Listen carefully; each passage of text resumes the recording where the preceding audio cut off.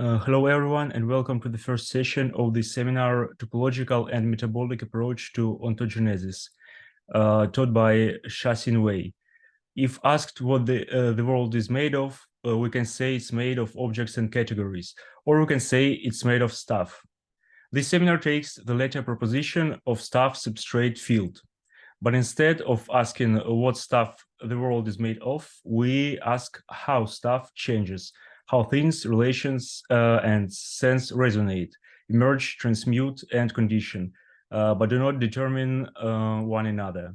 Repurposing Galileo's legendary observation, Eppur si muove, we will read and discuss theories of dynamic historicity, process, and temporality. Throughout the seminar, we will, at session 1, workshop the most salient working notions from topological matter and dynamics so that they provide conceptual grips for subsequent sessions, transformation, process, continuity, and field. On session 2, synthesize activating aspects of metabolism beyond physics and beyond computation, from vegetal biology of muove and from emerging accounts of organism, Longo, Monteville, Kaufman. Session 3, alloy theories of ontogenesis and individuation, Alexander, Simondon, Sarti, and Citi. And at session 4, apply these notions to the problem of making sense in common, Brander, Deleuze, Morris, and Sengers. Sha Xin Wei is PhD and professor at the School of Arts, Media plus Engineering at the School of Complex Adaptive Systems, and directs the Synthesis Atelier for Transversal Art, Philosophy, and Technology in the Global Futures Lab at Arizona State University.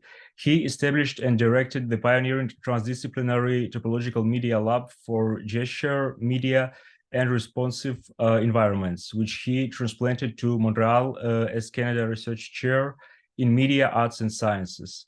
He is a professor at the European Graduate School and Senior Fellow of Building 21 at McGill University. Sha's core research concerns a topological approach to poiesis, play, and process. His art and scholarly work range from gestural media, movement arts, and real-time media installation through experiential design to critical studies and philosophy of technology. Sha has published in Philosophy, Media, Arts, and Sciences, Experimental Music and Performance, Science and Technology Studies, Computer Science, and Human-Computer Interaction, including the book Poiesis and Enchantment in Topological Matter, published by MIT. He is an associate editor for AI and Society and serves on the governing board of Leonardo International Society for the Arts, Sciences, and Technology. Sha, please take it away. Okay, thank you so much for that forbidding introduction. I should have written less into that part. Yes, I'll leave some space. It's a delight to meet you, and that's probably how we should start with some introductions. And what I'll do today is give time for people to introduce themselves. I'll introduce myself too, where we're coming from, why I'm interested in this topic, and why hopefully you might be interested in this seminar. And also then take some time to show some work from the media arts and performance arts that have been inspiring, have had a conversation with the theoretical concepts that we're going to explore in this seminar. So something of a motivation, at least of maybe not necessarily all the examples, but at least some motivations for some of the concepts that we'll be exploring. Then maybe we'll take a break at some point. I'd like to take time today to introduce some concepts from topology, the mathematical field of topology, which over the years I've found to have rich resonances with people from many, many different areas, from theater to performance, to performance art, to signal processing, et cetera, et cetera. So, and of course, humanities and philosophy. So that's been very encouraging. I'd like to see how that works today. And we'll leave time at the end for, as we saw in chat, a discussion of the presentations. Okay, make some plans for that. Okay, as a menu. So why don't we start with some introductions? I'll maybe first pass the baton to you, to take some time to make a minute or two to talk about, to introduce yourself and what brought you to the seminar, and I'll follow suit and say something about my background. Okay, so maybe I'll start with calling on Ishita, since you're the one next to me, and then you can pass the baton. How about that? Okay.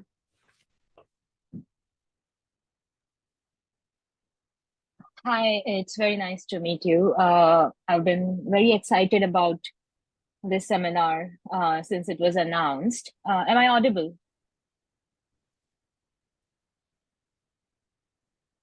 Okay. Yes. And thank you. And my work is between theatrical, cinematic arts, and I'm currently moving into Indian science fiction with a focus on the rural Himalayas. And within my theatrical cinematic practice, we have done a lot of work around contingencies and emergence.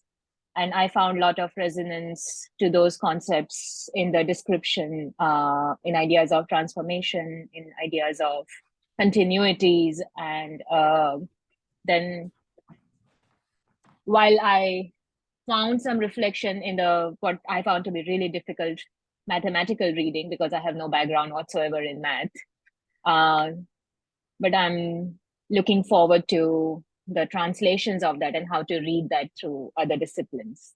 So yeah, that's me. Very excited to be here. Great, welcome. I have Yana to my right. Yana, do you want to go next? You mean, thank you. Hello to everyone. My name is Yana Kononova. I'm an artist based in Kyiv, Ukraine. I have an academic background in engineering and social sciences. And my artistic research is focused on the spatial imagery of technological media, addressing the concepts of the inhuman and the sublime. And I'm particularly interested how the landscape imagery could conjure sensory experience. And my practice involves contextualizing this concept in contemporary issues, while examining how landscape could contribute in our comprehension of these concepts and ideas.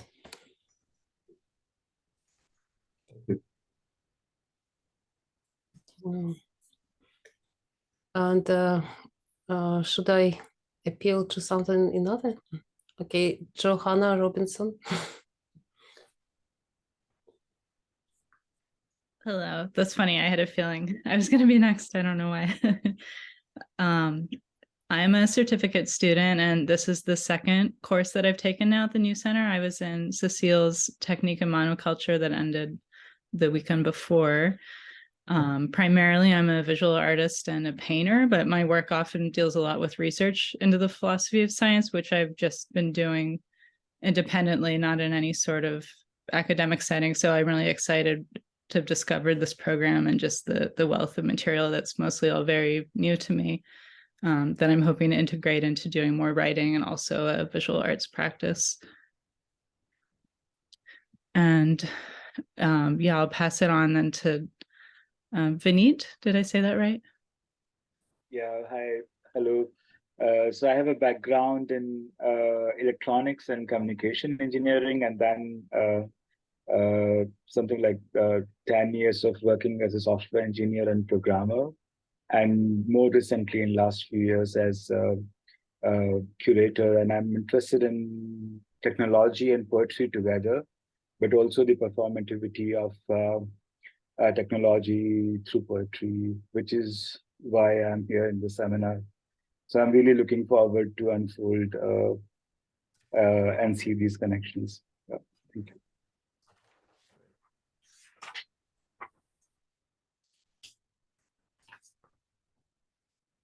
And who gets the baton? Nominate, sorry. Actually, so on my right, I see Ishita, Yana, and then Alexandra. Hello, I'm an architect and urban planner, and I'm interested in this course since I read a book by Salingaros and Christopher Alexander, Anti-Architecture and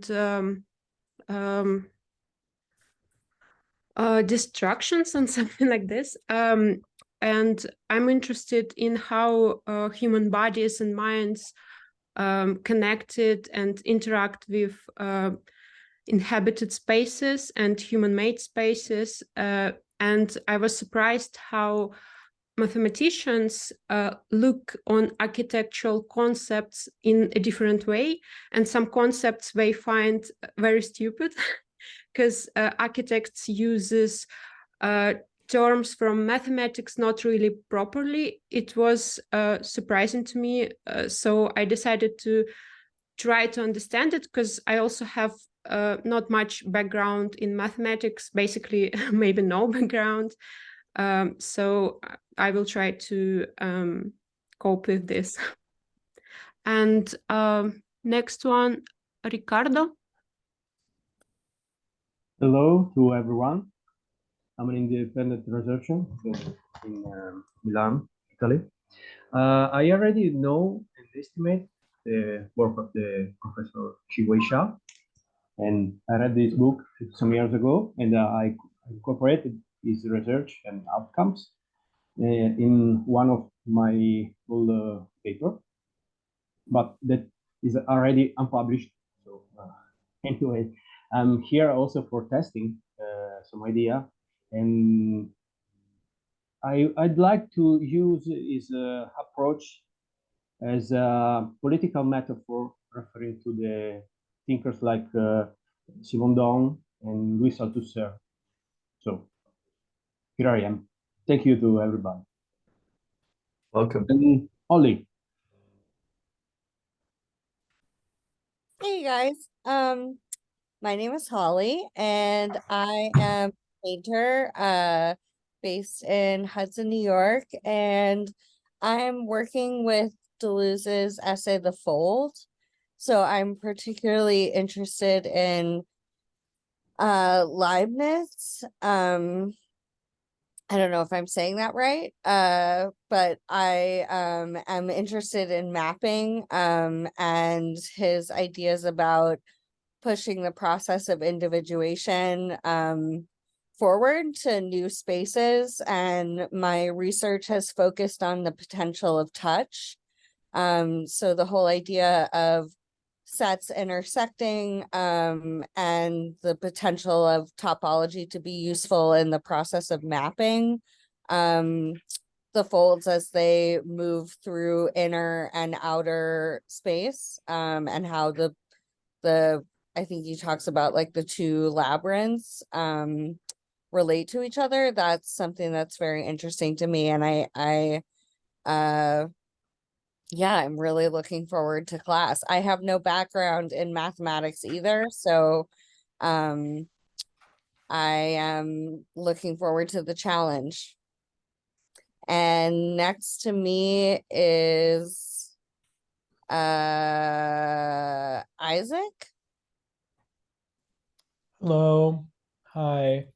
My background is in biology and marine biology. I am currently London-based, and my research revolves around the ethics of modernization and kind of incorporating both social and ecological sustainable practices.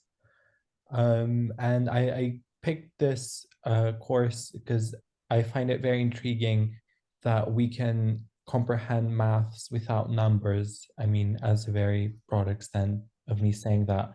So yes, that's kind of it. And thank you. And who is next to me? Ivan?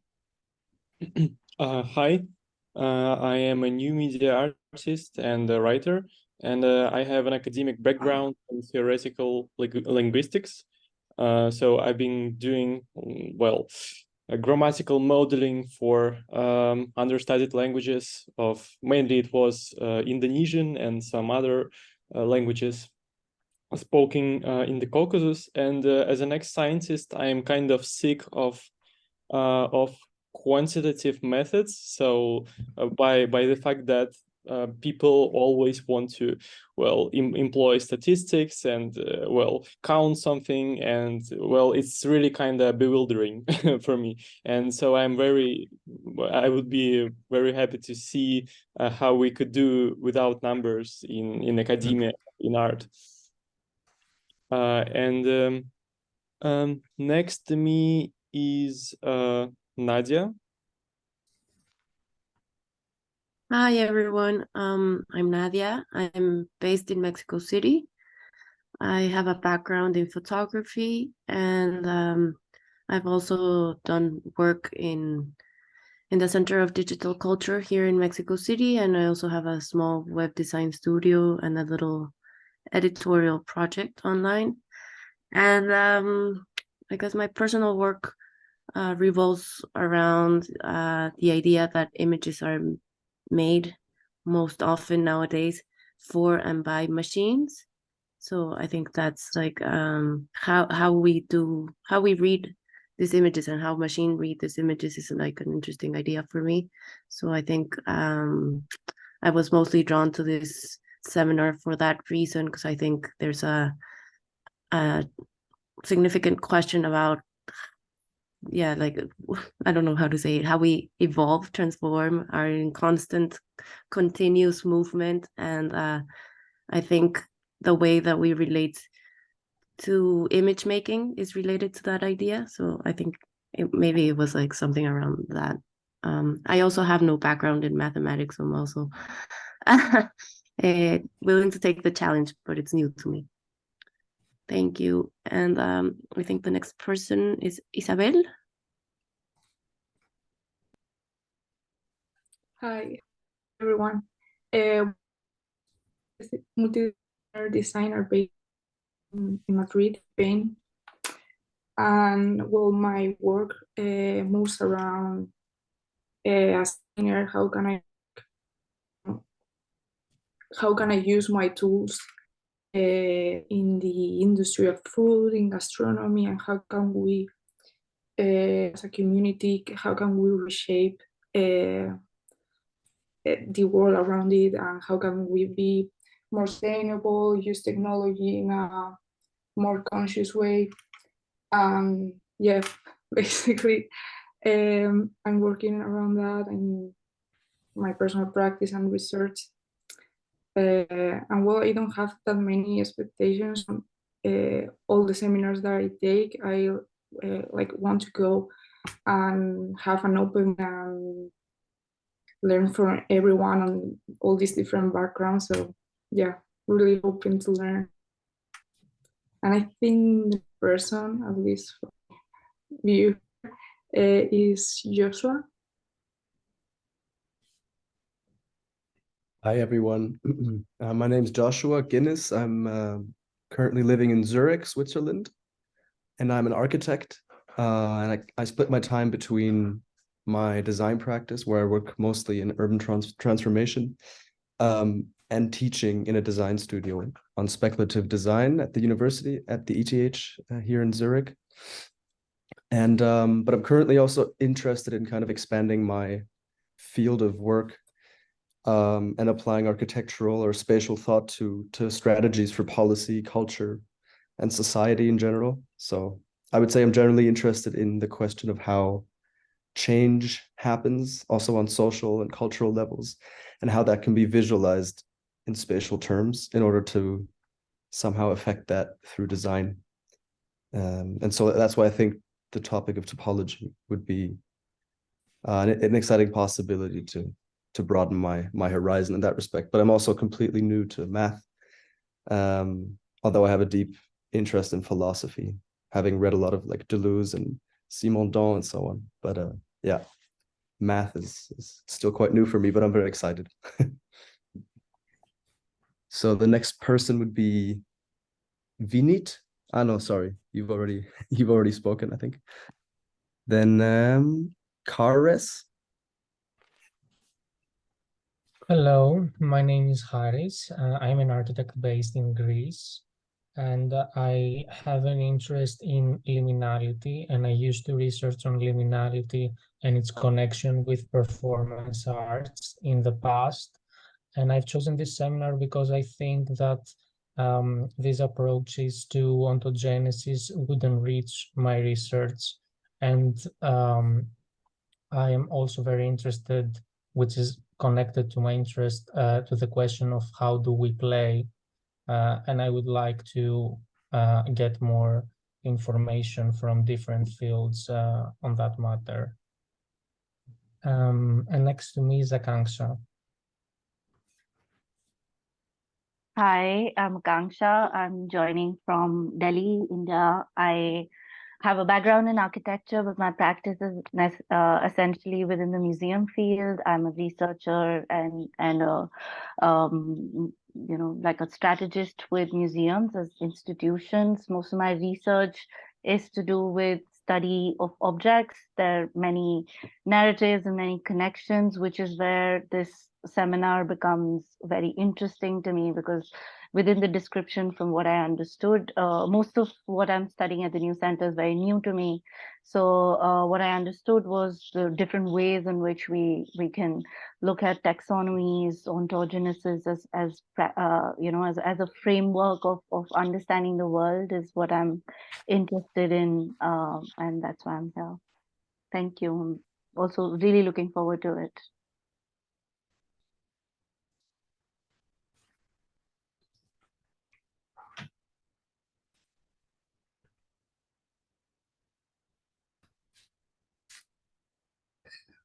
Who's next? Sorry. Ricardo, if you've not already introduced yourself. I already introduced myself. Sorry. Next is sorry, Libby.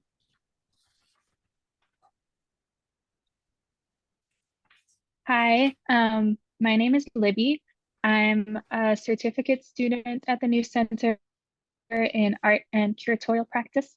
My background is in painting, as well as in the history and philosophy of medicine. And my interest in medicine expanded into an interest in science and technology broadly. I spent some years working in sort of health policy and environmental health, and this was connected to my painting practice in looking at where the body breaks down, where the body becomes porous, to what is outside of the body. That's been sort of a guiding theme of my work. And then I spent time studying Chinese medicine and Chinese in Taiwan, which it sort of aligns really well with a broadening interest in cybernetics and technology broadly, and different ways to mediate the relationship between the body and the world. And I've become really interested in math and physics, and incorporating sort of the logic of scientific imagery and scientific concepts into a painting practice. And that's sort of where I am now, is trying to really find ways to connect my research practice with my painting practice, and sort of along the lines of practicing painting as a spatial research, painting as a material and conceptual practice. And it sort of feels like it's a new project for me. So this class and a lot of the classes at the New Center are really helpful for giving me the vocabulary for things that I don't know how to talk about yet, but I'm sort of already practicing. So yeah, I'm really looking forward to this class. And who hasn't gone yet? Arena.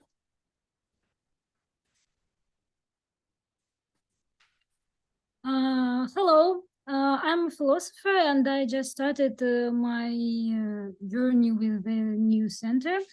I'm interested in this seminar because I recently had an idea to delve into topology because I don't know anything about it.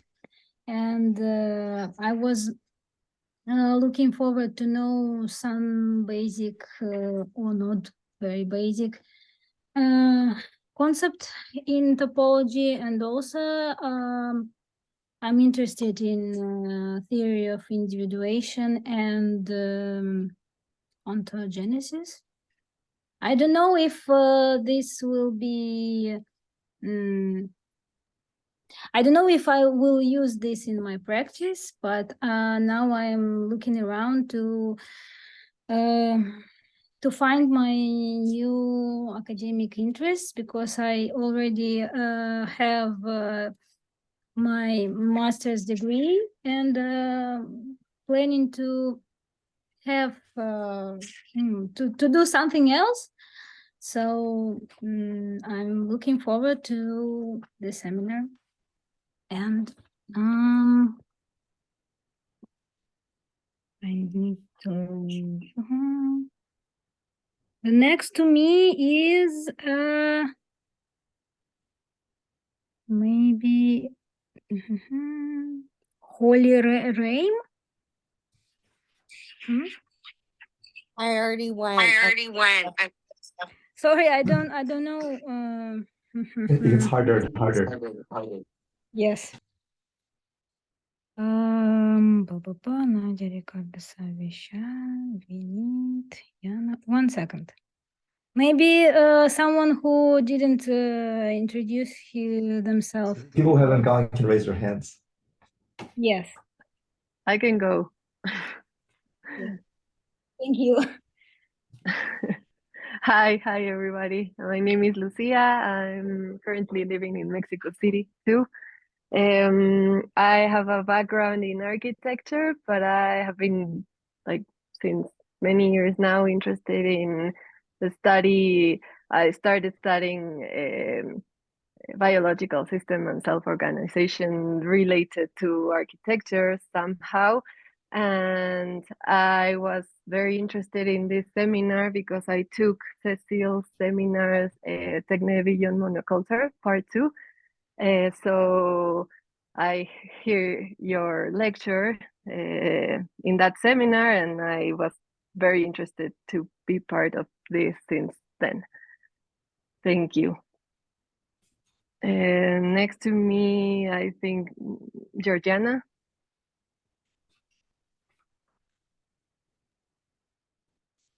Hi, everyone. My background is in literature, and through it, I started to read and became interested in the literature and studies field. And then I realized I'm interested in it for more than like a literary history perspective, as in historicizing the way artists or philosophers answered to technological transformations of their time, but also to see if literature and, of course, perhaps art, or in a broader sense, imagination, can work with or alongside scientific concepts. And a selfish reason why I'm here, of course, is that I don't come from science, although I'm an enthusiast about it, and I'm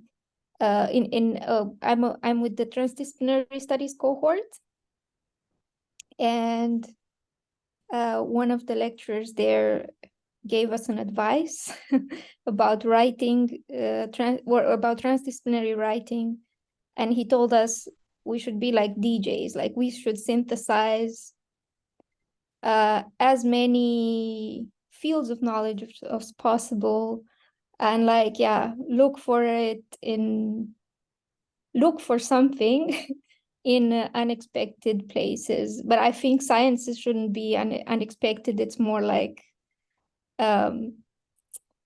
maybe like we should embrace science more, and probably science should embrace poetics more. I don't know. Yeah, that's it. And I think no, Michelle, you are next. Thank you. Hi. I feel a bit unprepared for this introduction, but I am a curator based in New York. And the first seminar I took in New Center is cybernetics in China, which is, I'm sorry for the background noise. Yeah, which is cybernetics in China is the seminar in which I was first introduced to like, can you hear me? Yes. Okay. Yes. So I got interested in kind of applied math and how like a theory like cybernetics can be incorporated in things like war and like social policy, social theory, and by extension, the course is kind of has to do with Yokuei's idea of techno-diversity and cosmotechnics, and I am interested in kind of infrastructure collaborations in the global south, like China's Belt and Road project. So other than that, I'm very new to the field of math. Thanks. I think Brenda, you haven't gone, right? Yeah, I have a sleeping baby on my chest. I'm going to speak a little softly, so apologies if you can't hear me well. But hi, I'm Brenda. I go by Bree. I have a background in anthropology. I currently work in product strategy and leadership at a startup here in the UK. And it sort of struck me over the last couple of years, like how formulaic that process is. You know, you have your product people, your designers, and you work with your engineers. You might do some user interviews with people to get ideas about what actually should be created, what would be valuable. But it very much happens in a bubble. And I care very much about like impact-driven technology and designing for the more than human as well, for our environment and for the good of people, I guess, overall. So yeah, I think I'm very independent at this point. It's my first seminar with the New Center, but I care a lot about, you know, working on in the future on technologies that incorporate green space or food systems, education for all, that kind of stuff in our built environment, and how that would have to actually change and respond to a rapidly changing natural environment as well in ecology. So this course definitely spoke to that, resonated with that, though I am very intimidated by the mathematics portion, but I'm excited. I'm up for the challenge.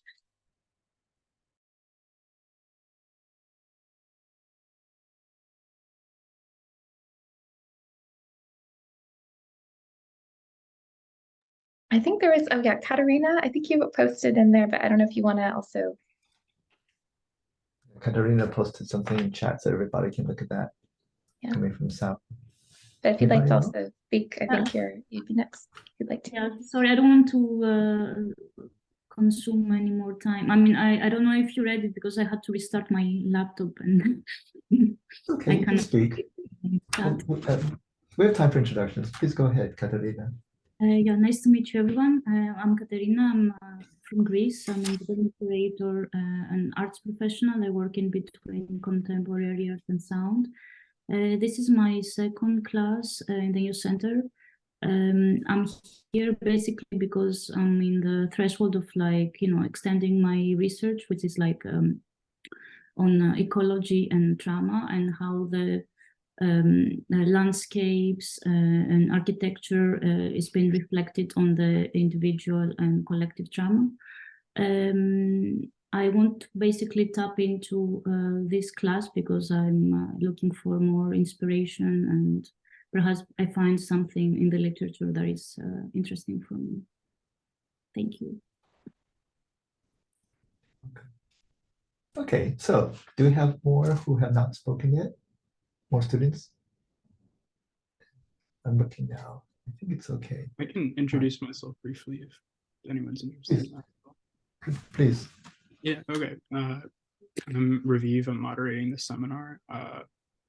This is my second year at the New Center. I'm in the critical philosophy program, but I actually have a background in math originally. And when I was an undergrad, I had a really strong interest in topology. I ended up doing some research in it. And I think one of the things that really struck me about it, I remember being like a freshman in like a real analysis class. And, you know, real analysis is where you have to prove all the results of calculus. And I remember my professor saying like, okay, we have all these theorems we want. We have intermediate value theorem, mean value theorem, and the analytic proofs are just disgusting and take hours and hours and hours to go through. But then instead he was like, we're just going to do some very basic topology. And as soon as you get the most basic definitions of topology, like all the major theorems of calculus just fall out immediately. And I just thought that was so beautiful and cool. And I always wanted to learn more about the topologies. That's great. So in fact, that's a very nice both of positives and the full expressiveness of topological thinking. I think it's great. Also, Cecile, I mean, you're here as well, right? Maybe I'm very happy to say a couple of words too.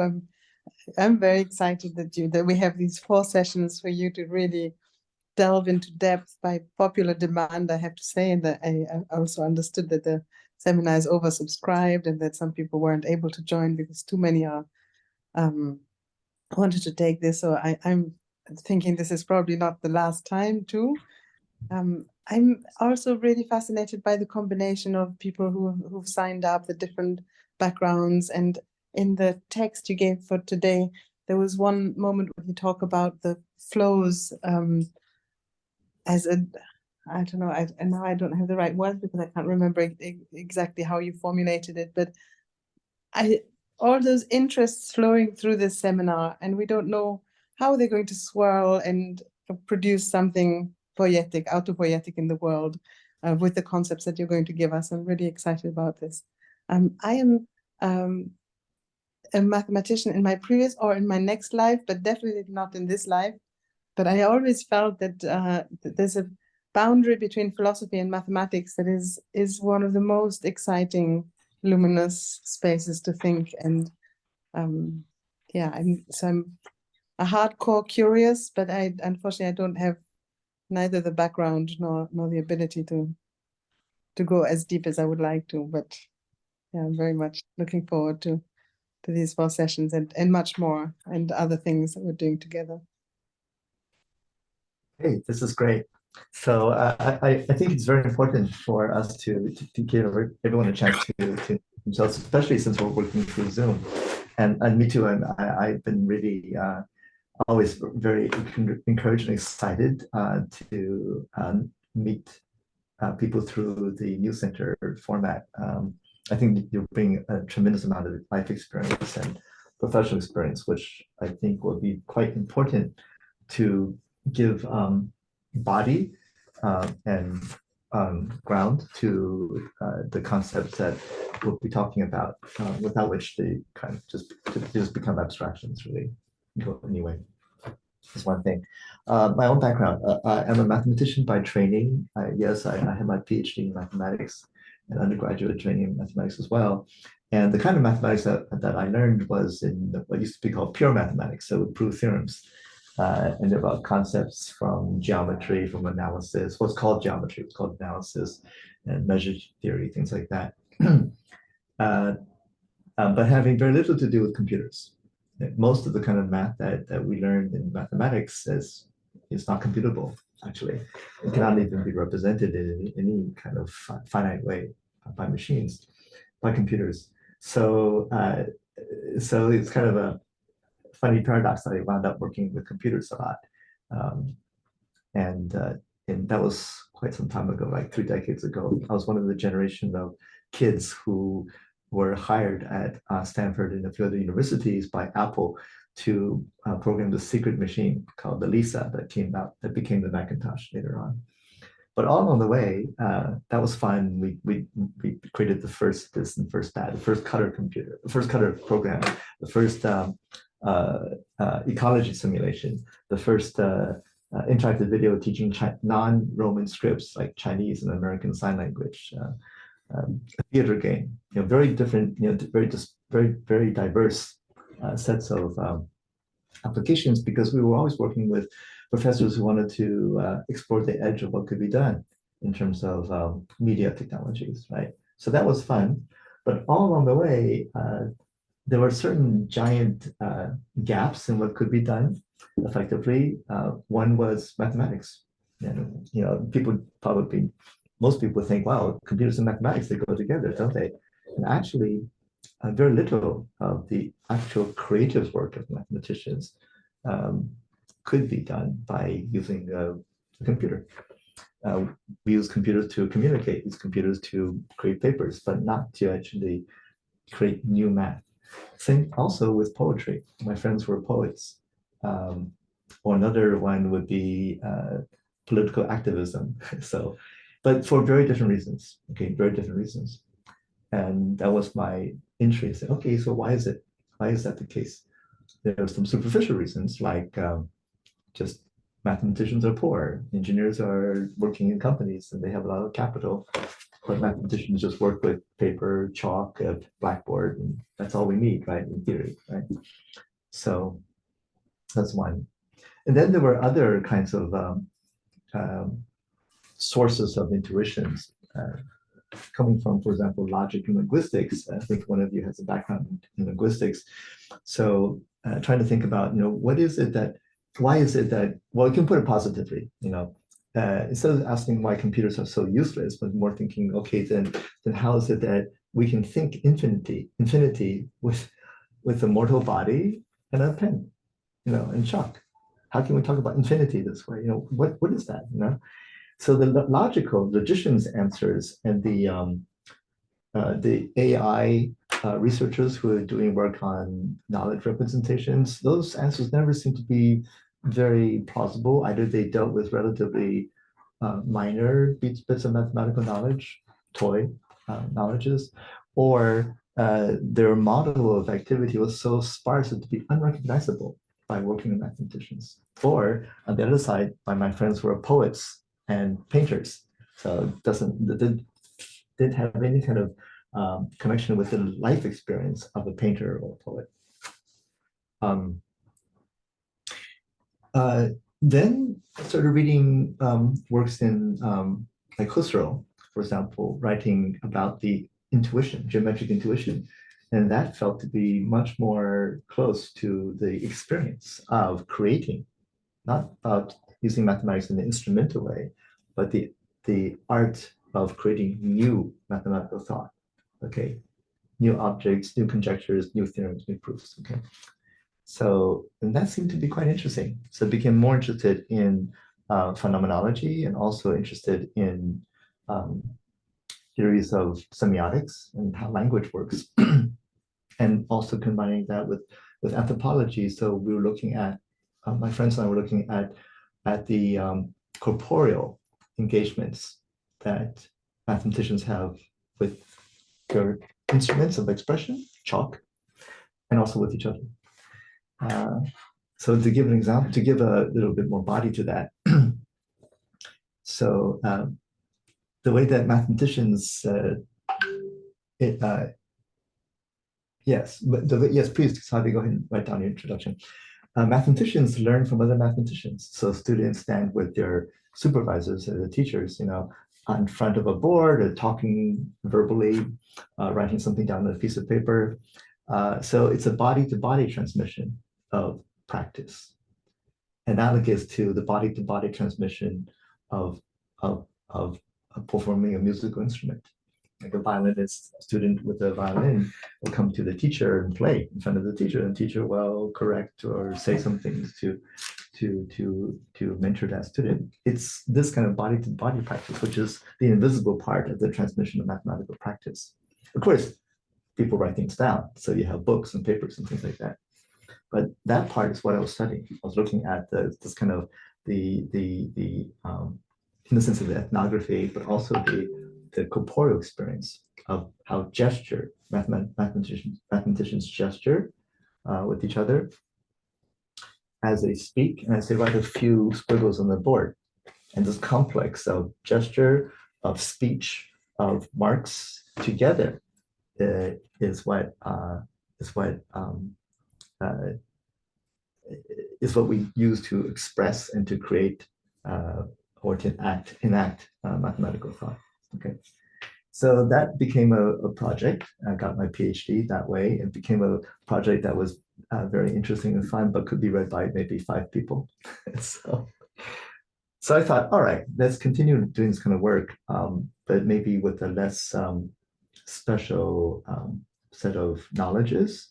So I started a lab called the Topological Media Lab about gesture in general. How do people understand each other gesturally without thinking of gesture as ancillary to speech or to text, just on its own merits? So that became quite fertile with hundreds of students and researchers and dancers and philosophers coming through, and that was quite rich. The Synthesis Center that I am director of now has been extending that kind of work, which is what's in this domain of thinking about responsive environments. I'll say a little bit more another time about that, and the study of gesture.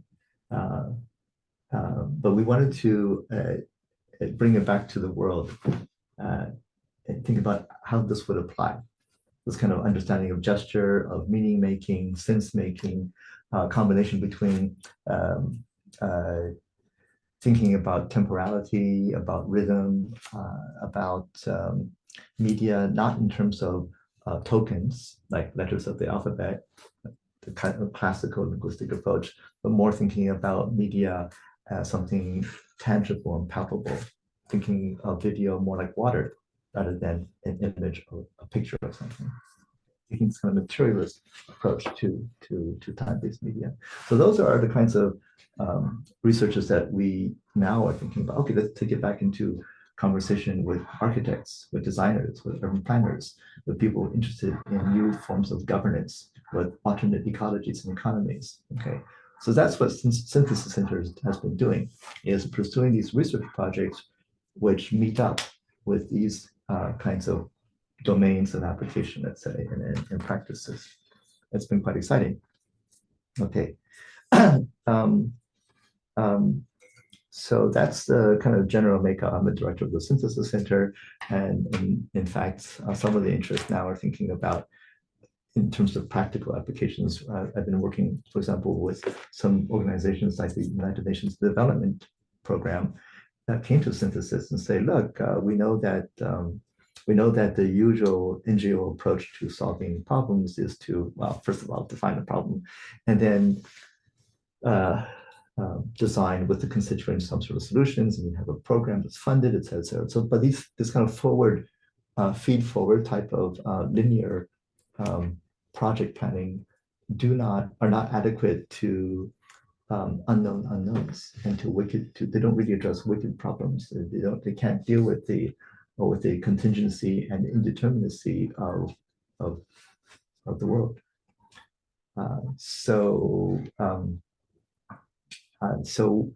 And the usual methods would be say, well, if we have a model, we can apply a model. That would be one approach. Say, let's build a model of either the weather system, which we have done, or we build a model of social systems, et cetera, et cetera. But if we do take seriously this thesis that biology or the ecologies, let's say, in economies and cultures are ever proliferating, and also there's this aspect of contingency, then basically any model is going to be inadequate. Anything you can write down in advance, a set of rules, some relationships, some diagrams, etc. Anything that you write down is going to be inevitably outmoded, right? As what you're trying to understand evolves. That's what we would expect when we say the world becomes ever more proliferate, let's say. Right? And there are reasons why we can argue why that is the case with biology. And we'll read something. why it is the case that biology, that ecosystems and social systems should have this kind of property of proliferation. In any case, the basic point is that models would be inadequate. We know the same, right? All models, what is it? All models are wrong. Some models are useful. Yeah? So not to deny that they're useful. I mean, it's useful practice to apply some models, expecting that they would be obsolete. Okay. Another approach would be to say, let's have data. Let's just collect more data. So let's look for correlations among data.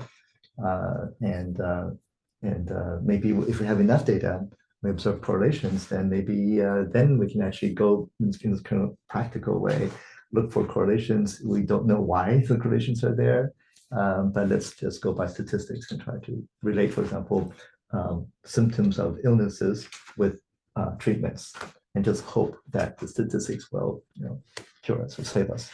But there are deep mathematical theorems that actually show that this is cannot be the case. That this will lead to actually a lot of spurious correlations that have no causal basis. Okay. So data is not going to be a solution either. So so we have also on the academic side this big debate between quantitative and qualitative methods, right? So, but for now 15 years or so, I've been convinced that this kind of measurement problem, framed in terms of, it's misframed. We think about, well, we could use qualitative methods or use quantitative methods. But I think that kind of divide, first of all, is too coarse. But also, there may be other ways to articulate phenomena. I'll explain why, like I say, articulate rather than represent. If I forget, you should ask me. Articulate phenomena,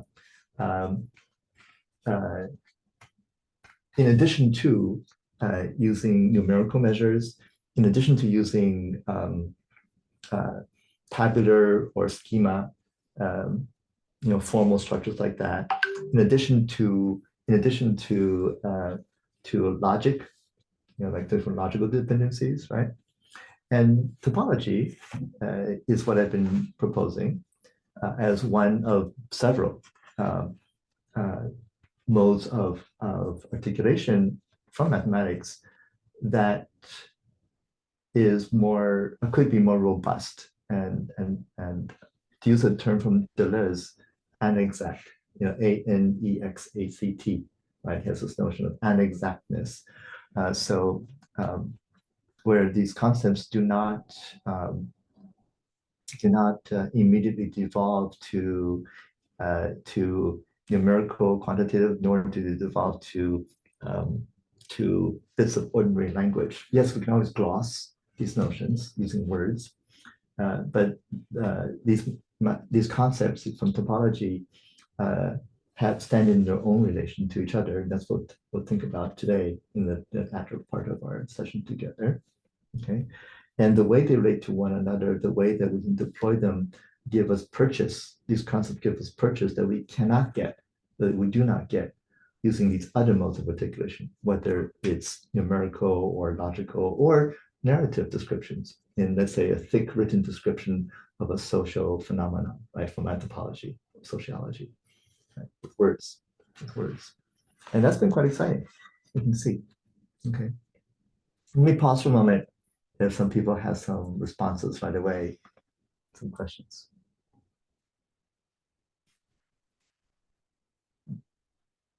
Just raise your hand. Okay. Speak up. So I'm fusing a personal description of my background, but also now with burning it into a pitch for the seminar. Okay. Now more precisely about this topological and metabolic approach to ontogenesis. First of all, why ontogenesis rather than some other term like morphogenesis, right? So the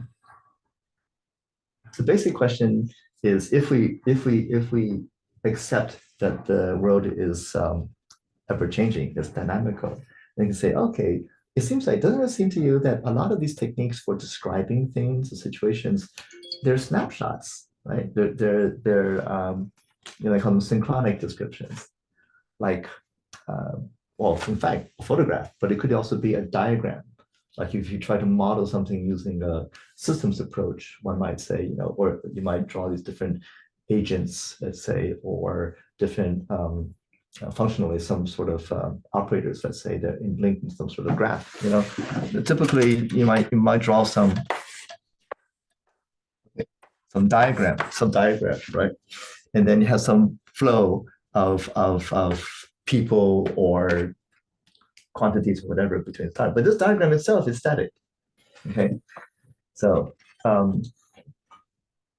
and a lot of the descriptions we make are of this form. They're static representation. It could be a schema, some logical schema. So, and yet it seems like there's a big divide between these kinds of descriptions that are synchronic versus other descriptions that would be needed to adequately describe process. So behind all this is this processualist approach to the world, coming from processual philosophy that maybe some of you have already studied. But it's a lineage as equally ancient to, let's say, a more atomistic theory. So I'm thinking of Heraclitus or Leibniz or Deleuze, or more recently people like Alfred North Whitehead and Isabel Stengers. Okay, so these are some of the people that are my references for processualist philosophies, process philosophies. Okay, and that's another motivation. Okay, so that's one, this processualist approach. Okay. Another is this a materialist approach. So trying to think in a way that, again, this Whiteheadian, this way of trying to think about situations that doesn't require us to separate, to bifurcate between the stuff that we're talking about, whether it's economic stuff like capital or social capital, if you want, or material, energetic forms of, energetic materials, and concepts, Okay, and that's a very hard project. This is not a seminar on Whitehead, but if some of you are interested, that is one philosopher I would highly recommend beginning to read. Okay, and begin to think in a very careful way about how to take an unbifurcated approach to what the world is made of. Okay. So that's also behind this seminar. So that's why I say articulate rather than represent. Because if I say represent, that's one way to use mathematics. Use mathematics to represent some situation, right? So I can make some equations up, x squared plus y squared equals 1. It's an equation. Oops, you see it? It's an equation for a circle. All right, that's one. Or, sorry, I can do that. That's a circle. That's another representation of the circle, right? Et cetera. But we can say, or I could take a piece of rope. I wish we're in the same room. Okay, you take a piece of rope and tie it to a bucket, and you swing around and around and around. Okay, then what are you doing, right? You're spinning this bucket in a orbit of the circle, et cetera, Okay, so which of these? So that gives you some distinction. There's a graphical representation, there's an equational representation, and then I can actually enact a circular motion, right? So when I say articulate, I want to emphasize more the latter. Say articulation would mean simultaneously forming this shape, okay, or a concept, right? And also engaging energy. Okay. So I'm actually shaping, right? Maybe shaping would be a good word, okay? Of course, the concepts that we need are going to be a lot more, they have to be a lot more rich than just simple circle, okay? So that brings up a third point, in addition to material approach, where we have a more generous understanding of materials, not just matter, not just physics, which is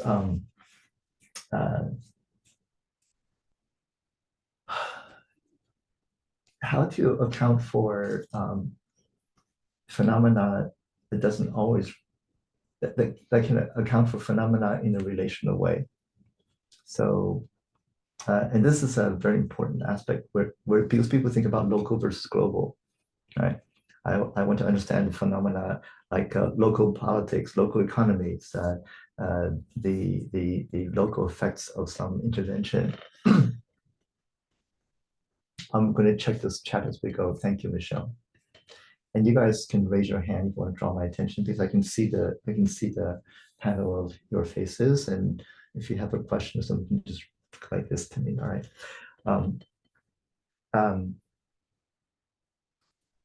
Where was I talking about? Relational topology has a way, gives us a way to think about this idea of neighborhood locality, where the notion of neighborhood locality is not going to be defined by merely measuring a distance. And this we've been trained from looking at grade school geometry to think in terms of the local as something that is close, right? But now we know, obviously, from internet and from network societies that there are all these notions of belonging and membership that have very little to do with geometric location.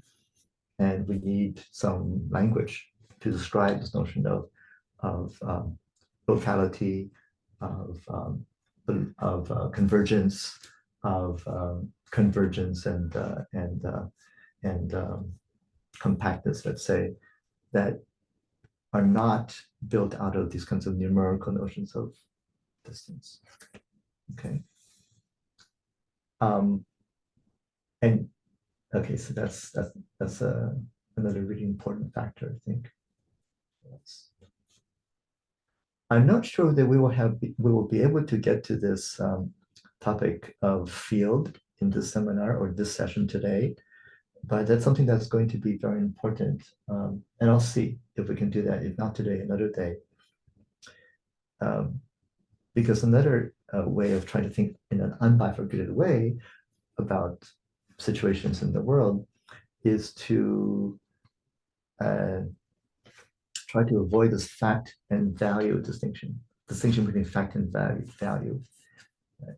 And since, especially in the United States, where I'm sitting right now, there's this pragmatic approach to tackling problems, wicked problems, which is very much subject to this divide.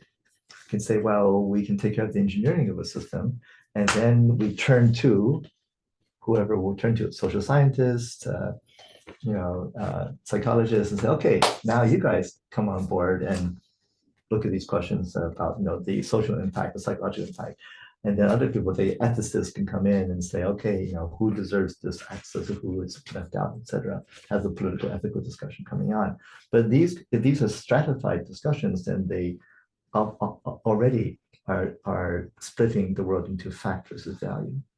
So this is very tough. Is how can we think about value? How can we have an account of a dynamical world that's proliferating, and have an account that allows us to think about sense, what's the sense making sense, and value as well. Okay. So now I've put on board a lot of different axes. Okay. Let me pause. Okay, Michelle. Michelle, you want to just verbalize what you said? What you typed?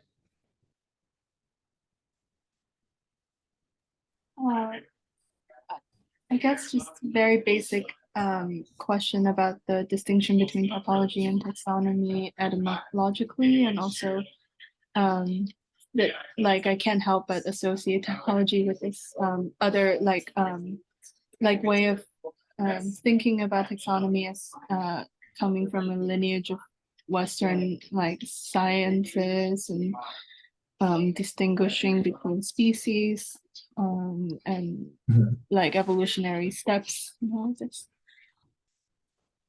This is going to come up when we go to the biological part of the course. First of all, if I'm reading you correct, I mean typology, not topology, right? Type with a Y, not an O, right? Typology. Okay. All right. So, well, we won't be doing that today, but but there's also this other set of questions, which I think I'm not sure we'll be dealing with in the seminar, which have to do with the notion of category. It's category-based thinking. Is how can we, well, okay, let me not do that. Because a static approach to understanding the world would be well, okay, just do it. It's easy enough. The classic move, the first move in analysis would be to make a distinction. Okay, make a distinction in the world, and then you have you classify the phenomena of the world into those that fit this class A, and then what's left over, right? What's not in that class A. The basic move, okay? The basic move, the move of analysis, right? And then if we continue this elaboration, right, we get more and more categories, more and more distinctions, and each distinction creates another set of those that belong to the given category that you want to define, and those that are excluded, on and on and on, right? So, but again, see, this is a static description. This is a schema, okay? And so that's, if you talk about a processualist approach, then that would mean instead of thinking about what the objects are, how you define a specific object. I have a specific object, and I say the specific object X is a member of the category A, and say, what are the criteria, what are the tests I can apply to the object X in order to determine that's a member of class A? That's one way do that, all sorts of ways. Like, are you a citizen? Are you over whatever, 18? Are you subject being conscripted into the army today, etc. Right? And so instead of that kind of approach, which is very powerful, we can ask, how did this object come to be what it is? Or we can ask, how did these categories emerge? And so in other words, what are the transformations that can be applied to an object? What are the transformations that can be applied to a category?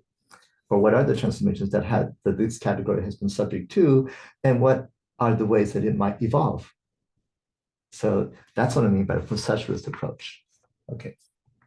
Right. So taxonomy and topologies be examples, right? There's all these protocols for how to come up with a taxonomy for living creatures, etc. And by the way, contemporary biologists don't really use the kind of Linnaean categorizations of animals and plants anymore. Anyway, it's a convenient label, but the actual work underneath doesn't kind of is below that level of taxonomy. Okay. All right. Okay, going back to the course, maybe I can take a look at, maybe I can take a look and share screen with the syllabus. And we should take a break at some point. I'm looking at the clock. After the syllabus, I like to go to look at, okay, we'll take a short break after this, go to the syllabus. And then when we come back from the short break, I'll show some juicy images from the media arts side. Okay, then we'll take a longer break. So let me go to the syllabus here. Okay.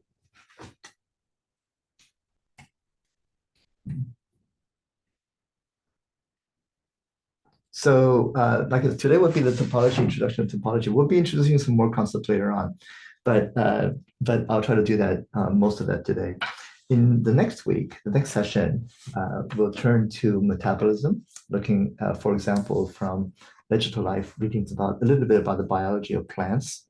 So there's one set of sections comes from an actual biology book, and it's kind of fun, I think, to look at. It's actually quite important to look at plants rather than animals, because I think because plants are more remote than animals to us as animals, and yet they are indubitably alive. Yes, so it's really quite fascinating to see what the biology and at all scales of plants, how they communicate, how they grow, how they sense their world, what's the relationship between a plant and its milieu, what constitutes nutrition, and see how we can maybe draw some principles out that we can apply to other situations. In fact, in general, for this whole course, that's how I like to do things anyway. Every reading that we do is not so much about exegesis just or hermeneutics and say what this author is got right or what this author got wrong. No. It's a more practical approach, right? What can we do with these concepts? First of all, what are they trying to say? And then think, what can we do with those concepts and incorporate it into our own thinking? So rather than, are they right or wrong? It's not very useful. So then there's also a writer, Immanuel Kotcha, who's a philosopher, who's written about plants from a very different perspective, but also quite poetic. So I think these two would be a nice pairing, okay, for an introduction to a kind of biological thinking about biology. Then there's a very important set of work by Giuseppe Longo, Mel Monteville, and other theoretical biologists working with a very a marvelous biologist, a theoretical biologist named Stu Kaufman, who introduced ideas about how living organisms and how their material processes both gain coherence but also proliferate using complexity theory. So instead of, and this is probably the most important kind of move in coming with theorizing biology since Darwin. And Giuseppe Longo and Monteville come from math and physics, but the way they've been thinking about it is thinking carefully about how life is really different from physics, how living things are really, really different in profound ways from the systems that are described by physicists. I think this is really quite important because of the reductiveness of accounts coming from physics and mathematics. I think one of you described this question about linguistics and being kind of tired of the quantitative approach, right? And we can maybe elevate that to a really large critique, which is a lot of these epistemic things, the epistemic shortcuts that we get from computer science, whether we're talking about generative AI or from networks, let's say network technologies. They stand in or they present concepts that we find very often ported to other domains entirely, social, historical, etc. Okay, so what Giuseppe Longo and Monteville have done is say, well, let's look closely at the way time works, temporality works, let's say, for living things, and how that's different than the way time works for physics, for example. And keeping, and this also is a, let's say, could be regarded as kind of a non-anthropocentric approach to time and temporality. Okay. So these two. Then in the third session, we'll go to the maybe more general case of ontogenesis, the shaping, the formation, the proliferation of the world. Okay, and the heart of that would be down here. Would be looking at the work by Gilbert Simondon. I'm happy to know that some of you have already studied some Simondon. So this we can study together. Okay, I like to do that. Now Cecile has translated Simondon's the mode of existence of technical objects, another one of his major works. So I'm very happy that Cecile is actually listening in on this seminar here. And so he was a very important philosopher, probably one of the most important philosophers of technology, thinking about, for example, how technical objects and machines, devices that we make, how they evolve, how they get refined, how they get what he says concretized, for example. But thinking of it, giving you a kind of historicity to thinking about these devices that we have, and also thinking in a very general way about the individuation of any sort of all sorts of objects, okay, which could include, for example, disciplinary practices around technologies, how those evolve, co-evolve with the devices, also with the institutions. Okay. Now, the examples can be very concrete. Okay? They can be specific motors or something like that, or crystals. So maybe it'd be nice to look at that with in mind. In fact, all these readings, when we look at them, it'd be very useful to look at, to do the readings and try to furnish the more abstract passages with examples from your own lives and practices and your own professional practices. Okay, I'd like to see what we can do. In that spirit, the precursor to the Simondon reading would be a reading from Christopher Alexander, or we'll have to see how to dip into it, but who I think some of you, at least one of you, have read already. Yeah, a very inspiring architect, English, but most of his life he lived and worked in Berkeley in the United States. And he and his studio, I think he built something like 80 buildings, homes, from home to campuses.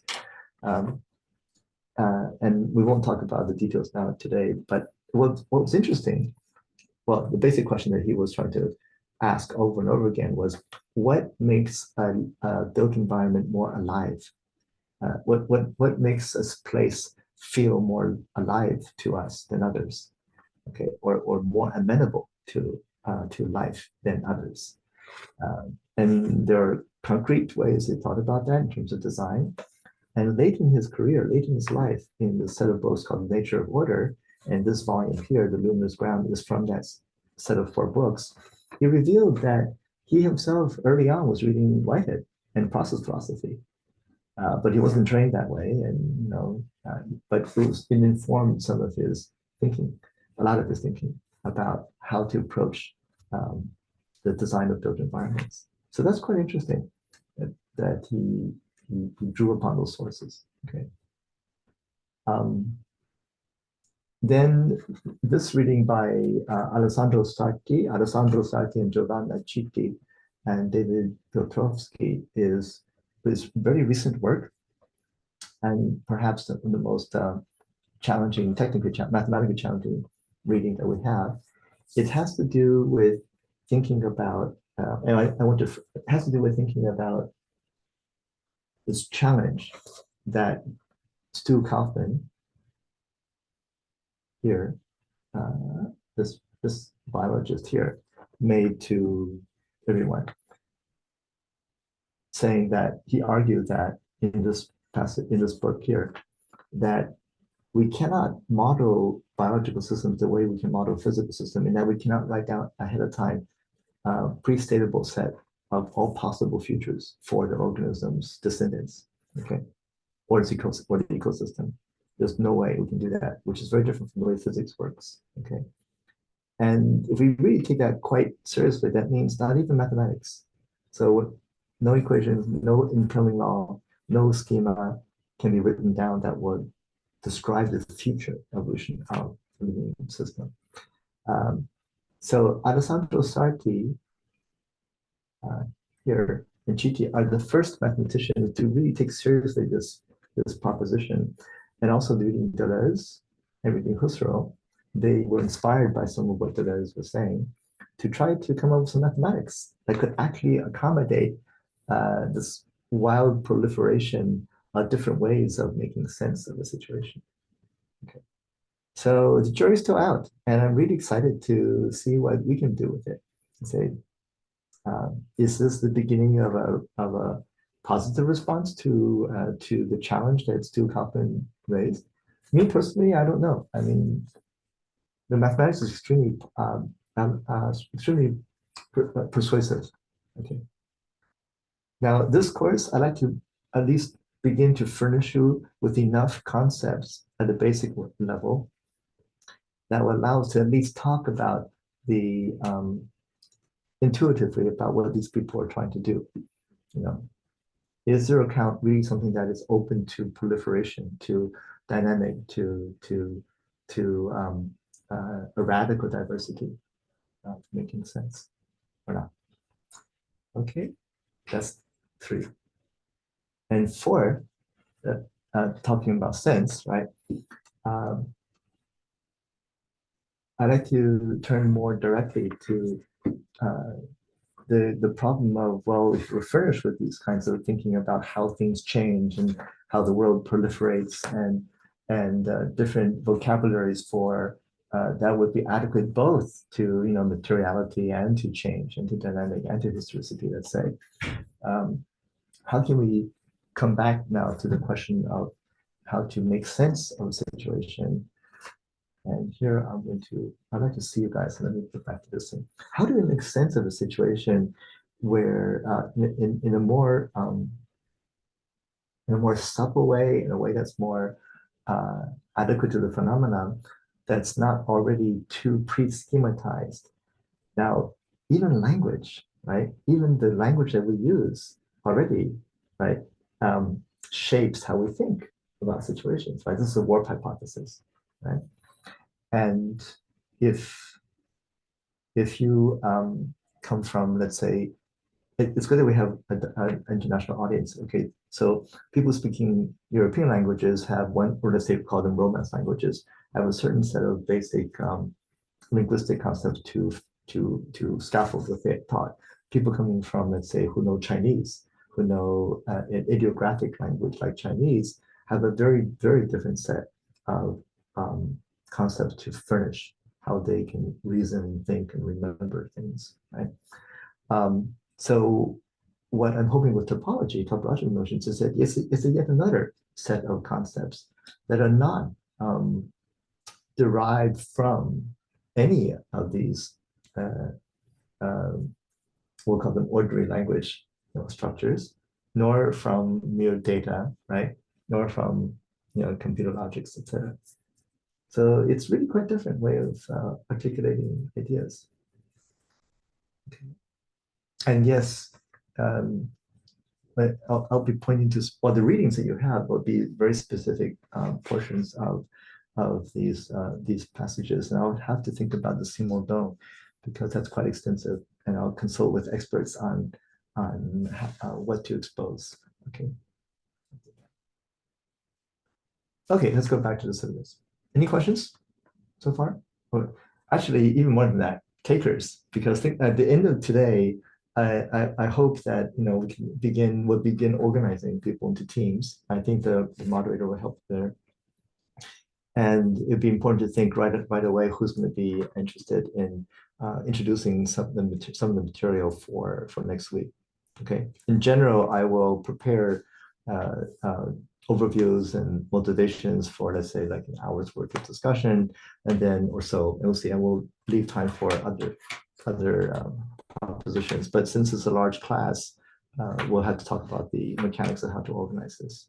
Okay. But think ahead to see which of these topics really speak to you, and think ahead about what you would like to be working on, presenting, and writing up. Okay. So let me go back to this. So we're almost through there.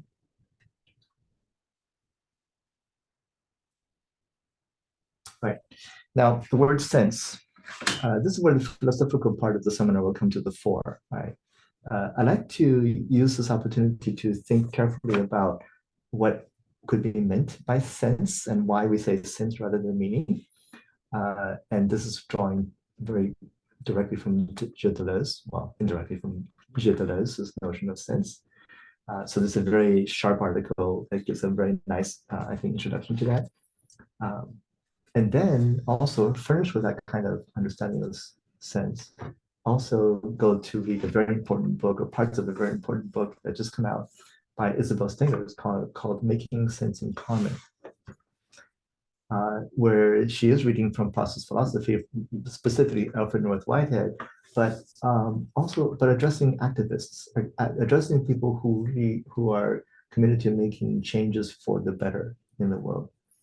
Whether it's through urban planning or architecture, or through education, or through working with health, et cetera, et cetera. Okay, the basic question there is, all right, we have all these techniques, ways of making the world better, whether it's engineering or medicine, et cetera. The question is also for climate change, ways of transforming our energy economies into renewable energies. The techniques are there, and there are experts who can work and create new techniques. The question is, besides, is question of social cultural imaginary, And also governance. What are the modes of governance? How do we make decisions on what to do?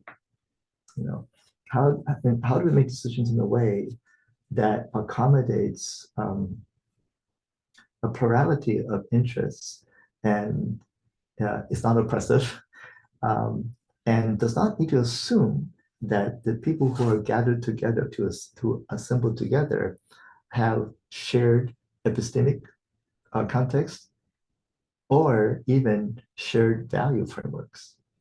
In fact, the practical work that we've been doing in the Synthesis Center has been tackling what some people have called the mother of all wicked problems, which is the following. That is, people who come together to try to address some wicked problem, let's say, will come with, if they come, and they usually do come with incommensurate value frameworks, will reasonably disagree on what is to be done. So they come in good faith, okay, but do not share commensurate value frameworks. Then they will disagree what is to be done. And yet we live in the world together. So what do we do? So Isabel Stengers has written a book that I find very promising. So it's on one hand, it's very, it's she's trying to see things as they are, so to speak, right? So it's kind of, it can be dismaying, but then also she's looking at examples of and calling for more examples of what she calls generative apparatuses, gatherings and assemblies of people, to where, for example, it's not about converging or coalescing ways of thinking, but instead to make sure that matters of concern are expressed and expressible, and to convert these what would be contradictions into, what does she say, into contrasts that matter. Okay, and every word is important. So that's the last reading, I think, in the syllabus, in that section of the syllabus. Okay. All right. Any questions or comments so far before we take a break? All right. Now,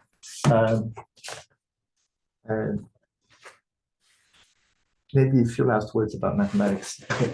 The way that I'm thinking about mathematics is that we could use mathematics instrumentally to describe something, describe the way the planets move, describe the way that economics works, describe the way that cognition works, right?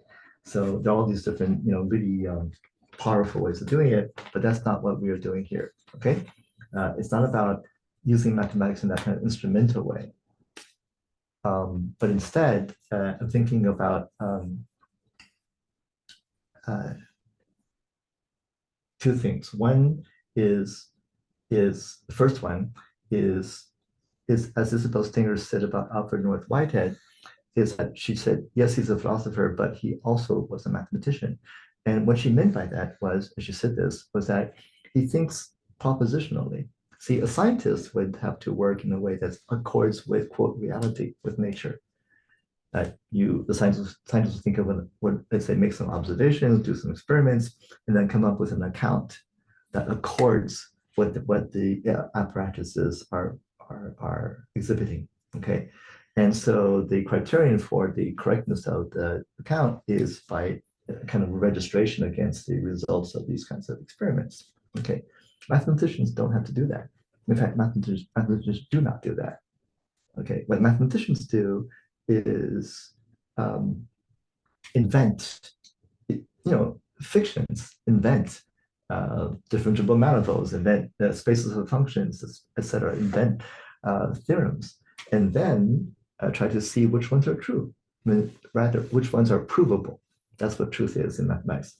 What statements are provable based on definitions of objects and the axioms you're applying, and then see what ensues. Okay. Now, if we cannot, once we do that, we can also play the game of changing the hypotheses or changing the axioms even, and see what else ensues, right?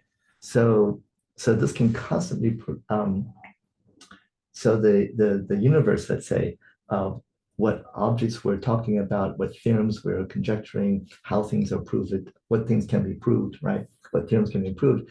It's always mutable, depending on what hypotheses we decide to bring to the fore, or to let go of, or to bring into play, right? Hypotheses or axioms. So this kind of freedom, at the same time, is incredibly rigorous. Okay, these proofs are highly, there's a high degree of consensus among mathematicians about if this is true, this is true, it's proven. But at the same time, it has a huge, has a greater freedom, which is unparalleled. Okay. So that's one aspect. So propositionality is this abductive way of thinking. You say, what if, and then what would ensue given those what ifs? Okay. So there's that kind of propositional thinking. And that's what Isabel Stinger's called the adventure. Whitehead called this the adventure of ideas, the adventure of concepts. Okay, so I invite you to come with me in the seminar to go through this kind of adventure. Now, specifically, adventure with some concepts. And Isabel Stinger's called these lures, L-U-R. Actually, she was taking that term from Whitehead. So that a circle, let's say, could be written down as an equation, but really what's interesting is the concept of a circle is what she called a lure for an adventure of thought. Okay, so then you can take this concept and say, oh well, circularity, and say what is the heart of the notion of a circle? Not just like what I can draw on the board or the equations I put down, but there's just something about the circle that's essential to the circleness, even if it's kind of wiggly. Is that still a circle? And that becomes a concept that we can deploy in all these different kinds of situations and think propositionally. So I'd like to furnish you with some concepts beyond the kind of concepts we learned in grade school, right? As these kinds of lures for further thought. Okay, that's the first part of our session today. Yes, please, Alexandra.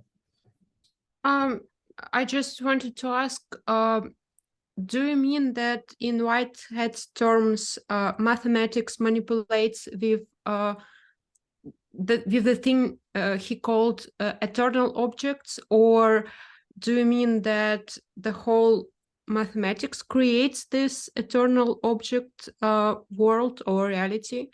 I just wanted to point out. That's a very sophisticated question. Okay, so you've read enough of process and reality to hit this notion of eternal objects. Unfortunately, this isn't a seminar on Whitehead, so I can't do too much in today's time, but it's very fascinating. I think of it this way. Okay, first of all, just to back up.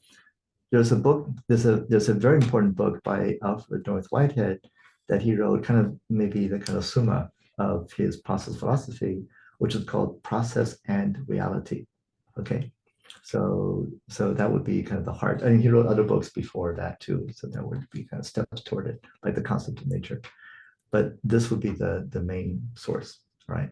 And I think, Alexandra, you've read this book, so the notion of the eternal object comes from that book. But let me just, instead of going into that today, what I'll say is this.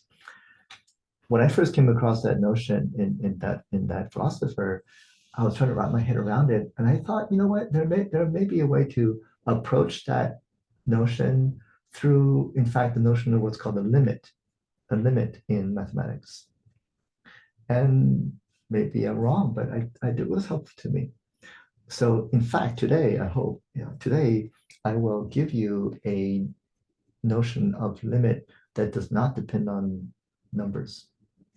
Okay, that hopefully will be, so that gives us an inexact, to use Deleuze's notion, an inexact, a robust, and even rigorous notion of what a limit means in a topological setting, which allows us to transport that concept to other contexts, okay, including perhaps interpreting Whitehead's notion of eternal object. Okay. So it's a very sophisticated question. I give you a partial response. Okay. Anybody else? Please, Yana. Thank you. I would like To answer about what does equality means from topology point of view, because I really was always interested in how left part of mathematical expression could be equal to right part, because from my point of view, left and right couldn't be equal in any case. And then I came across to theory of Vladimir Voevodsky, his univalent basement of mathematics, and he shows how equality is constructed through number of mathematical procedures. So equality doesn't exist actually, but it is constructed. And so I'm interested in how topology interpret this science of equality. That's a fascinating question. I would have to think about that, because it could be, one could ask that question as a philosophical question, and that would be, that would be one kind of way to ask, because that would be thinking about what does it mean to say that in a metaphysical sense, when are two things the same, right? So there's that question, that kind of question, and then there could be a mathematician's question. What does equality mean in a foundational sense, right? In that, there's more than one answer, right? And I don't think I would say I would give you a definitive answer. I give you one answer, but I'm going to claim it's definitive. One response would be to think in terms of talking about construction, a way to, and this is, we're getting ahead of ourselves, but we need a way to think of transformations of a set into itself, and then to have a notion of that, first of all, and it's called a map or mapping or transform of a set into itself. And in relation to that self-mapping, what points or elements are identified with each other? Okay. Or, okay, that's one, okay. Another way is to think about, given a single point in the set, you know what? Well, I'm getting ahead of myself, but I'm bored, so I can use it. And we don't have examples yet. So after the break, we'll have examples. Okay, but let's just say, it could be, the set could be a set of cities, or the set could be a set of songs. Okay, set could be a set of people's lives, whatever. Okay, but the point is, you might have some transformation of this to itself. So, for example, one transformation could be, an inadequate one would be say, well, people are now a year older, so it's mapping to themselves. But the set is what? Set of people, or it could be another one. It could be something like, a permutation of some sort, let's say, So, but the thing is, you can have a specific point and you have a transformation. Here's the point. And you can look at, where does this point go? From point P to point T of P, transformation of P, and then you iterate that. So here's P, here's T of P here, and do it again. The point goes to here, from here to here to here, okay? And then you can say, oh, let's take all, this is called the orbit. Let's look at all the images under the transformation. Each time you apply it, you take this to a new point. Take the whole set and call that, identify them. Make them in what's called an equivalence class, okay? So in general, the notion is the notion of the equivalence class, taking equivalences.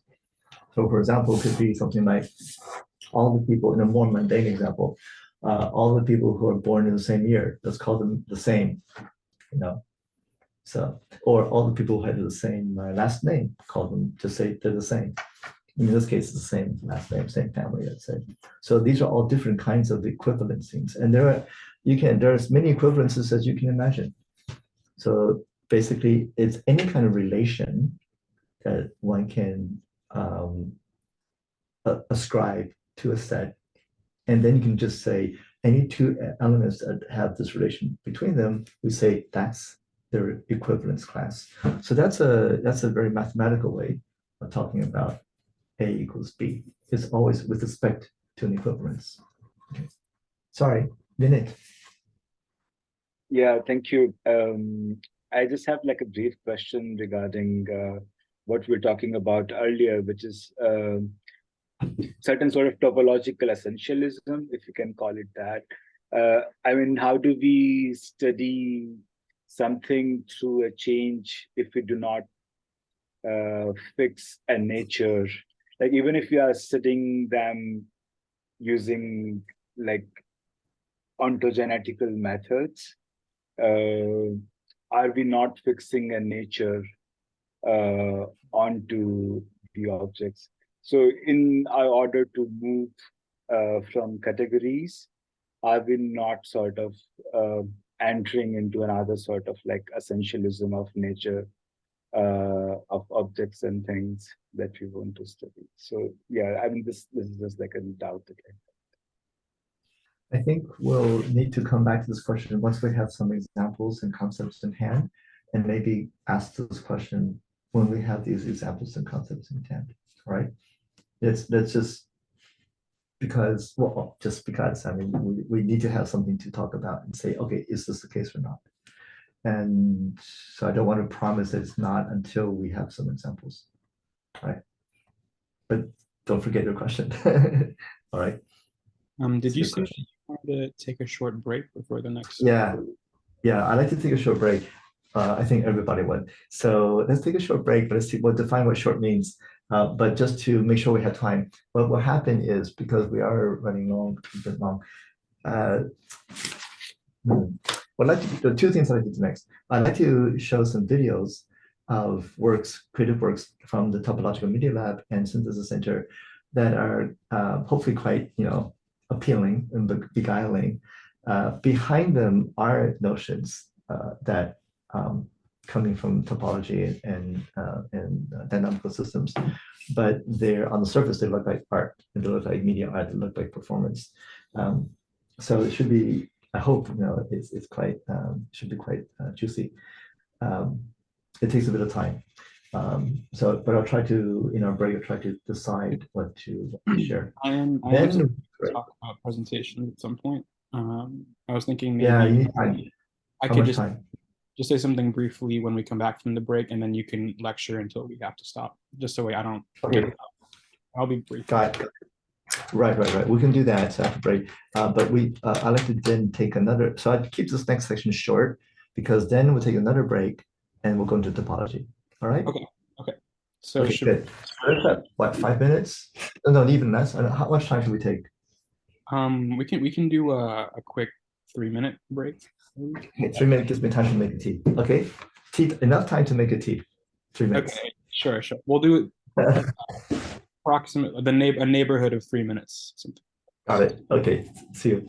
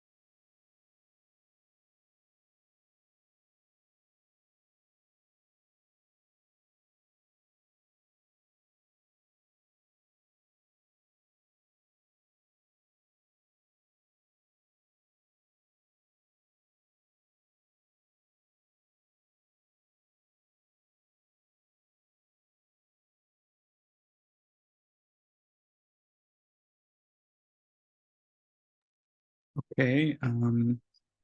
Are enough people back yet that we can start up again?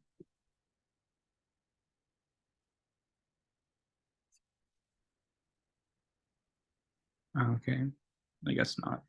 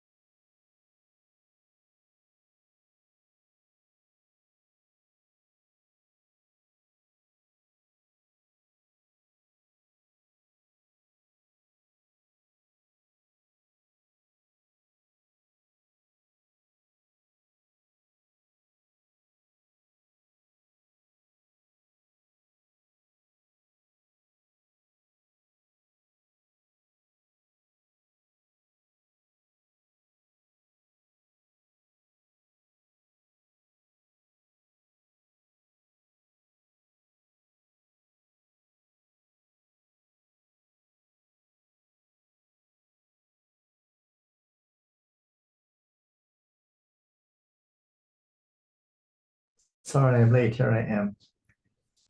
That's okay. That's okay. I think we should probably try to get started just in the interest of time. I just wanted to say something about the presentations and oh, my camera's working. So all right, cool. Bye everyone. Anyway, so if you take a new center class before, usually we either have presentations in class or we do online submissions. And I've been strongly advised to do online recorded submissions for this class, just in the interests of wanting to get through the material in the allotted number of classes, and presentations do take up a good amount of time. So if everyone's on board with that, I think maybe the best protocol is to have you guys all sign up for a reading that you're interested in presenting on, and then recording a short video or presentation on it, and submitting it to the presentations folder in the Google Drive classroom, which you should all be shared on. I've also just made everyone an editor for the presentation signups spreadsheet, which is also in that same folder. I'll put a link, if anyone needs the link to the Google Drive, who should have it, but doesn't, just let me know and I'll send it to you. And just the way I set up the presentation sign up table, I left 3 spaces for presenters for each text, just in the interest of not having too many presenters on the same text.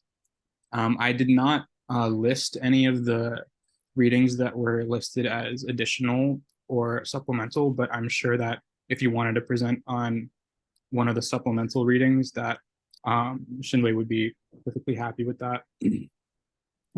But I just wanted to give this table so that people don't all flock to the same assigned readings. But yeah, you guys can all edit those that spreadsheet and sign up for a presentation as soon as you want to. I recommend signing up for one and committing to something sooner rather than later, so you're not like left, doing something you're not that interested in at the end of the session. If you have any questions, just email me or message me on Zoom or something. Okay, that's it. Great, and Ravi, thank you. So maybe you could just, if you don't mind, just put the link into the chat. Yeah. For I'll just put the link for the Google Drive. Perfect. Great, thanks. Okay, so let's see. What we'll do is this. I will also, next week, I will also continue the talk on topology, all right? Because it really takes its time, it needs its time, all right? This will also give you some time to look at the notes. I'm going to share, I think I shared with you the reference to first 2 chapters of this book, but this is only for reference, it's not to read, okay? Because I'm going to give you a verbal rendition of some ideas from, just a few ideas from this first 2 chapters. But what you could read if you want, and I'll send that link out as a supplementary reading, is an article I published, which is more oriented toward humanities and philosophy, introducing some of the basic ideas that I like to introduce in this course. Okay, I'll send the link out. Because I know we're going to run out of time today and we're going to need more time next week for this. Okay, so let me dive in. Share screen. Here we go. So, so we've been working for some time, 20 years or so, with looking at time-based media, meaning sound and video, but any kind of mark that changes over time. So it could be sensor data, could be puppets, puppetry, but primarily visual image, moving image, and sound. Okay. But underneath that, the question is how to make these kinds of media respond to gesture. So I call them calligraphic media, thinking about like how you would do lettering with a brush. So it's not unique after all. I mean, anybody who's been a barista will know that you can actually also gesturally modulate cream in coffee, for example. All right. But the kind of media that we have been working with is computational. So we use computer software code, right? Original code that can take something that the camera sees, okay, and then work on it pixel by pixel, and by applying operators, so to speak, that mix it up and can return the video to the projector or display that make it look like the motions that you're sweeping your hand through. It's like as if you're sweeping your hand through liquid or fog or fire. Okay, those are old. These are now quite old, so you can actually see this now very commonly in different kinds of playful systems. Okay, but once you're able to do that, you can also apply kind of magic physics. So, for example, on the right-hand side, well, on the left-hand side, the velocity of the cars is turned into a momentum, which then pushes the image of the building as smoke. So it turns image into smoke, right? Basically.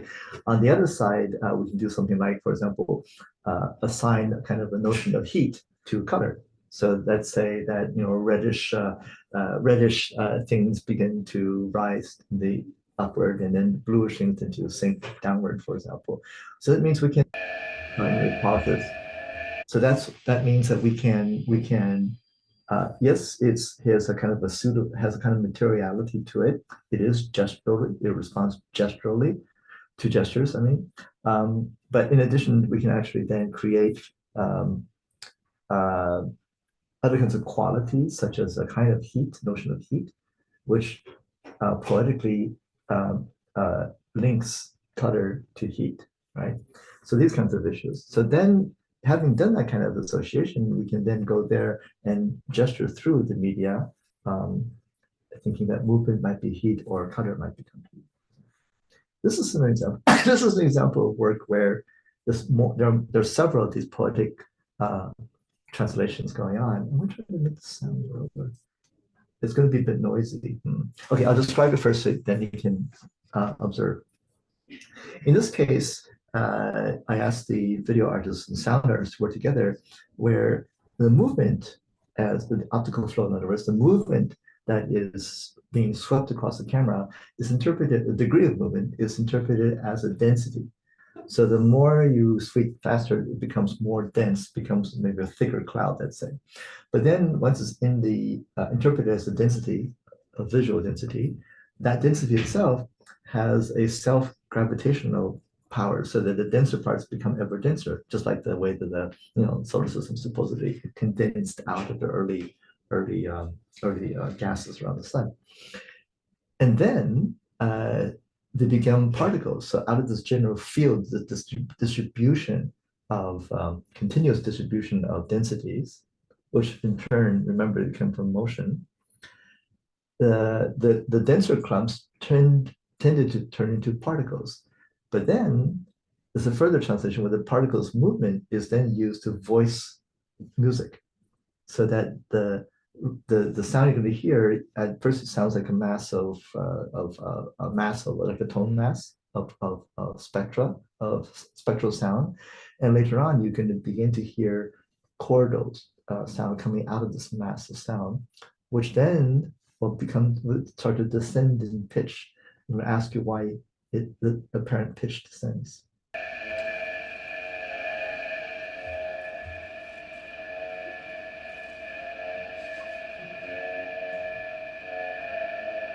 Well, so now you begin to discern a pitch. Okay. There. And do you hear this descent?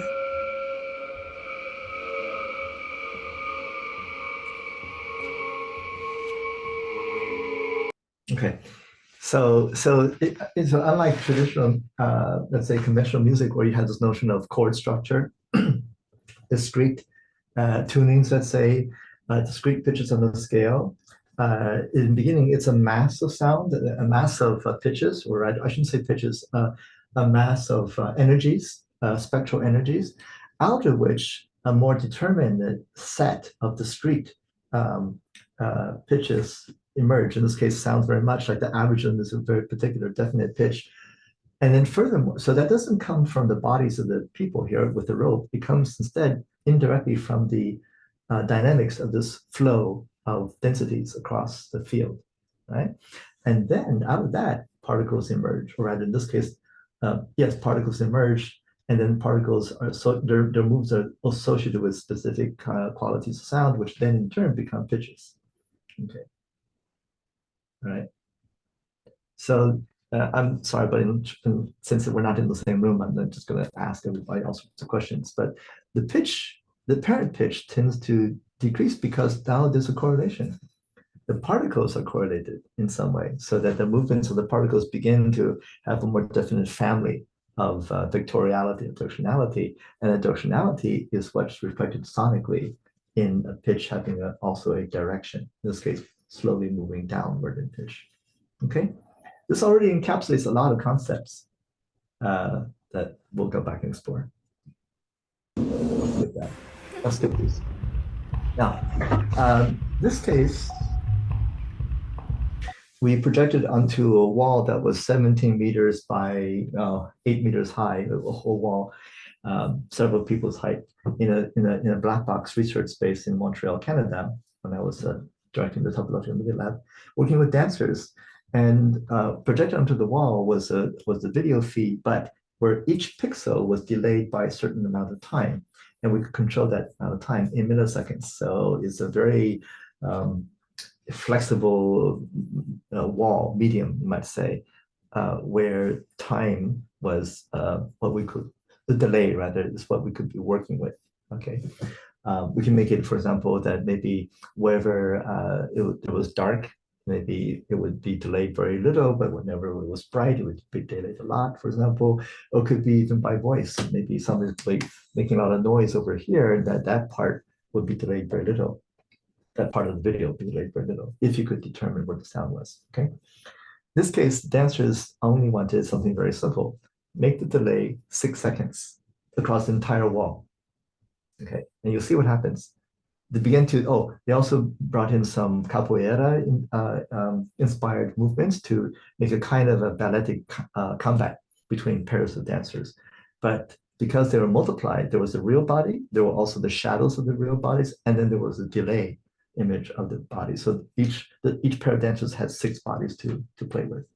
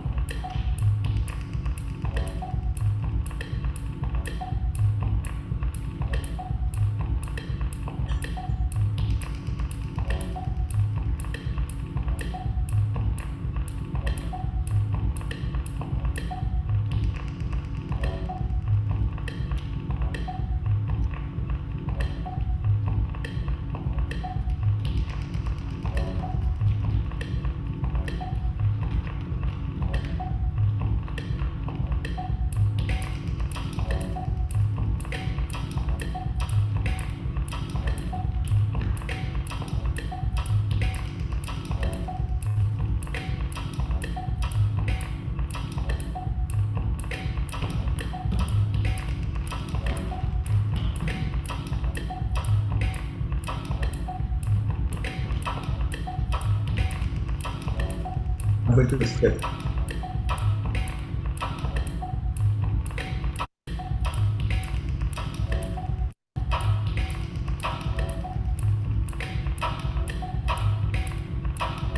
Okay, you get the point. I'm sorry I had to jump so fast. What was really beautiful is when they started to coagulate, because at some point the dancers decided to all sit down on the floor, and they were looking at on their own cameras, basically a recording of what they were doing. And then the other dancers came together and they sat down next to behind the dancer who was holding the recording camera, and their shadows, the delayed bodies came as well. So because they were sitting down motionless for a long enough time, for 6 seconds or more, then their delayed doppelgangers also sat down right where they were sitting. It's very sweet. But the thing is, this is only the second time they had experienced that wall. And they were excellent improvisers, so they could just instantly play with given the constraints set by the choreographer of thinking about capoeira. The point here is that the medium is time. The medium is not, like the video artist did not draw any graphics on the wall, did not really do anything. It just basically did not colorize the bodies or whatever, but only delayed each pixel by a certain amount and then put it back on the wall. Okay, and that was enough to do something about, to work with, right? So then the theme would be thinking about time itself or delay itself as the medium to densify, to stretch, to shape in a certain way. Okay, so we need some concepts that allow us to think about shaping, elastic, convergence, etc. That's not just geometric or specific modality. Okay, right. So let's keep going. Share screen. Okay, and you can type the questions in. This is another work with time as a medium, where in this case it was installed in the Musée des Arts et Métiers in Paris, the Museum of Arts and Crafts in Paris, where there were, I can't remember now, 3-4 cameras, each looking at the interior of the rotunda and just seeing what people were doing. But what we're looking at is the rhythm of the bodies. So, and also when the bodies were walking into the scene, then we took the stream of video, and we parsed them out. So we parsed out all the bits, all the pixels in the video that were from certain antiquity, like 6 seconds back or 10 seconds back or 100 seconds back from the present. Okay, so we can split them out by layer by antiquity.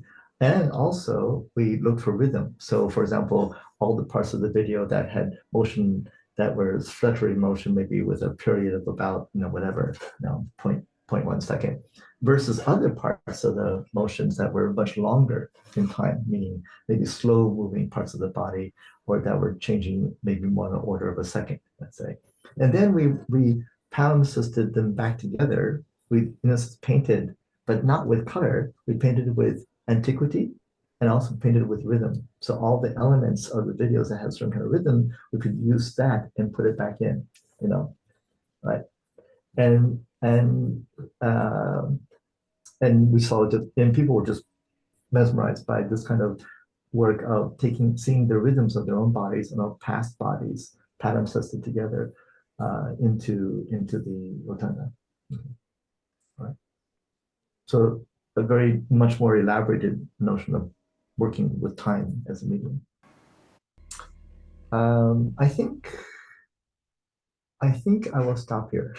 There's a lot more work, and what I just paused there brings into this notion of state, and which I think I would just talk about in some other context. But the notion of state meaning not so much a state of the physics, how bright the lights are or where the people are standing. Oh, sorry, I shouldn't say that.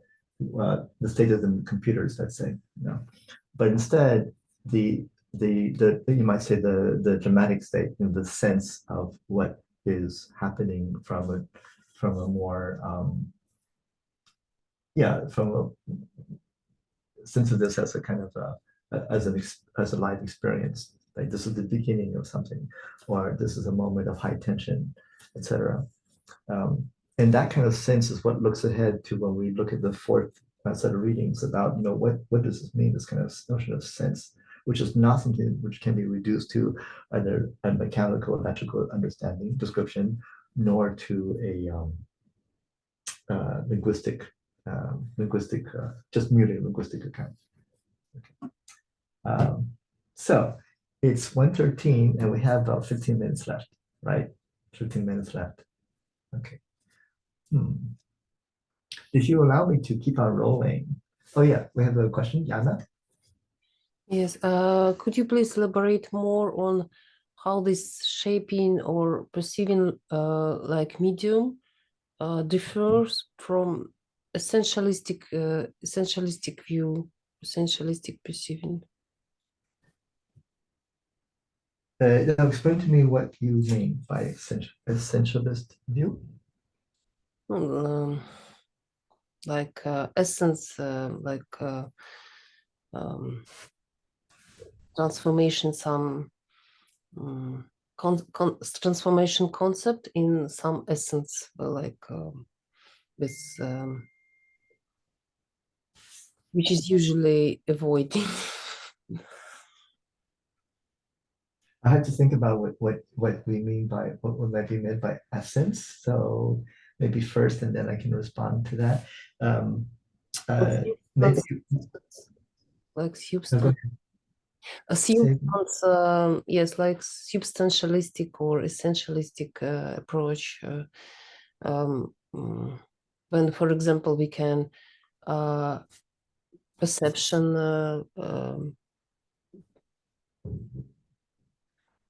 represent like substance or essence, or how this manipulated with shaping and medium differ from this physicalization. I don't know how to. Yeah, it might be something we should take offline and talk about, because with respect to that particular set of things. But I can just say quickly right now, one of the most important aspects I think of this kind of work would be how to think of this as ways of articulating relationality. So that's one. So in that way, it cannot be reduced to a substantialist account. That won't work. In terms of engineering, the engineers can think of it that way. Sure, to think about computational media, right? And video is a medium for sure. But the effect is more thinking about relationality. That's one.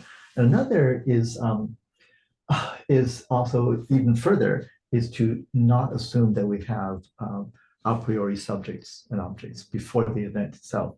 This is not what the video is going to show you, right? It's more like what people are doing before, during, after, these kinds of things, and even not people. There are other videos I haven't shown where the movements are there and the intensities are there before we know or decide what the objects and subjects are in the event. But that's a whole other thing. I think I have more questions, so maybe we'll just keep on. I'll just take some more questions for about 4 minutes, and then let me make a forecast about the topology about that. Okay, so I think who is next?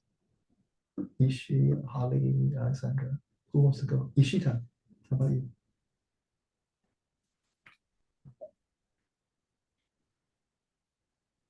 I think, are you muted, Ishita? No? I don't hear you. I'm sorry. Okay, let's pass to Holly, and then if you fix it. Holly, please, what's your question? Yes. So I just want to make sure that, because I did the reading of your article, which I really enjoyed, but I want to make sure that I can go through the series of like the trajectory of thought. And maybe this is a better question for after we've gone over more topological concepts.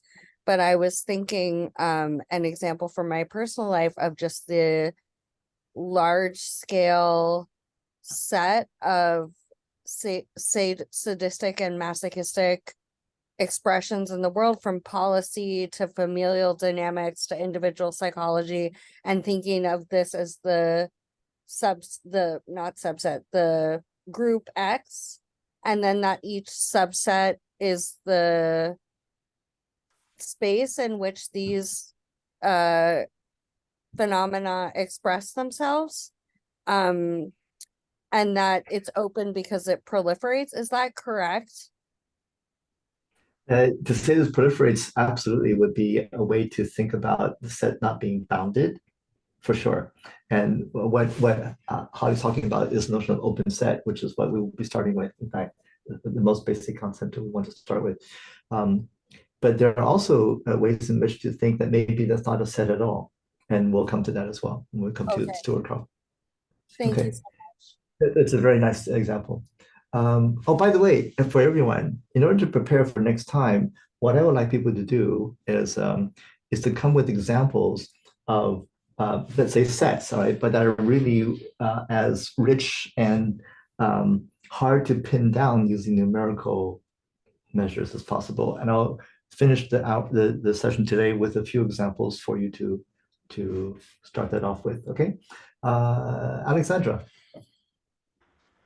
Yeah, just to clarify, from the part of our discussion, then you explained to us what the difference from taxonomies and how this subject is about creating some kind of apparatus for categorization of things.